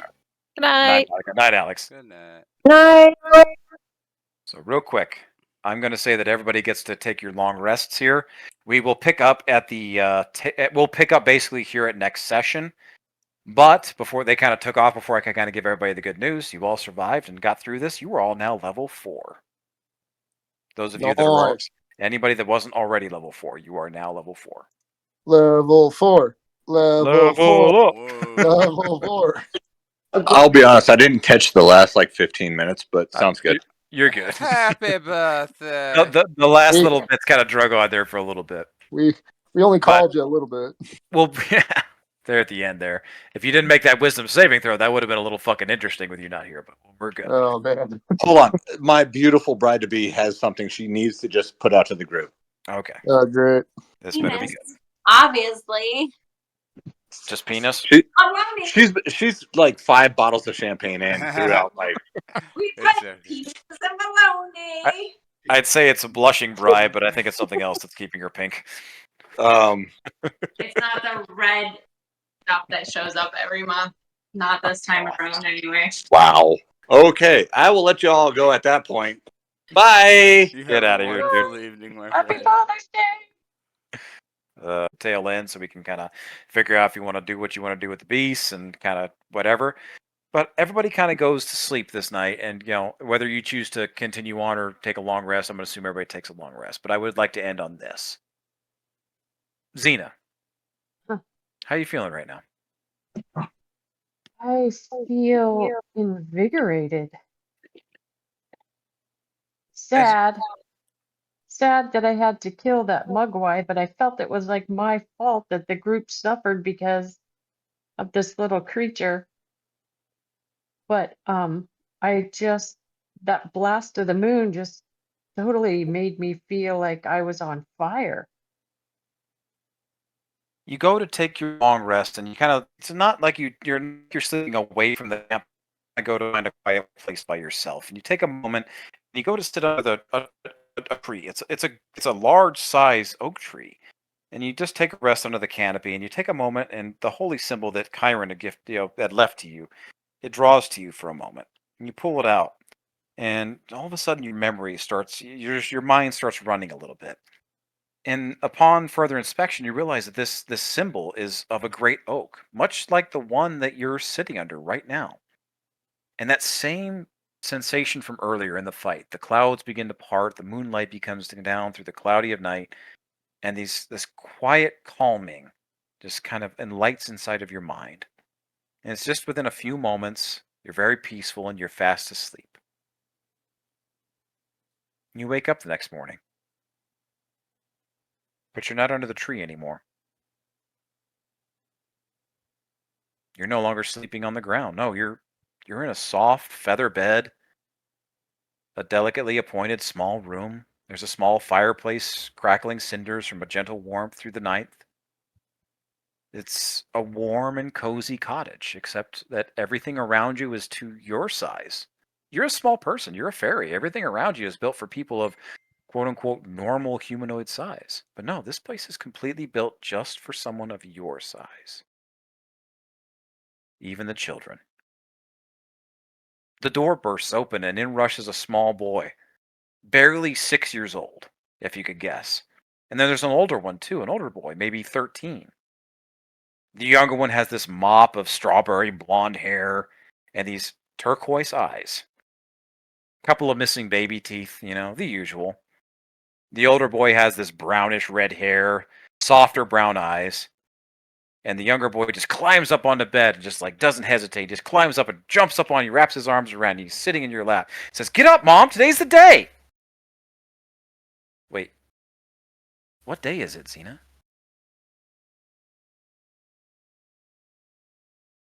I I don't know. I'm like almost in tears. Roll history for me at disadvantage.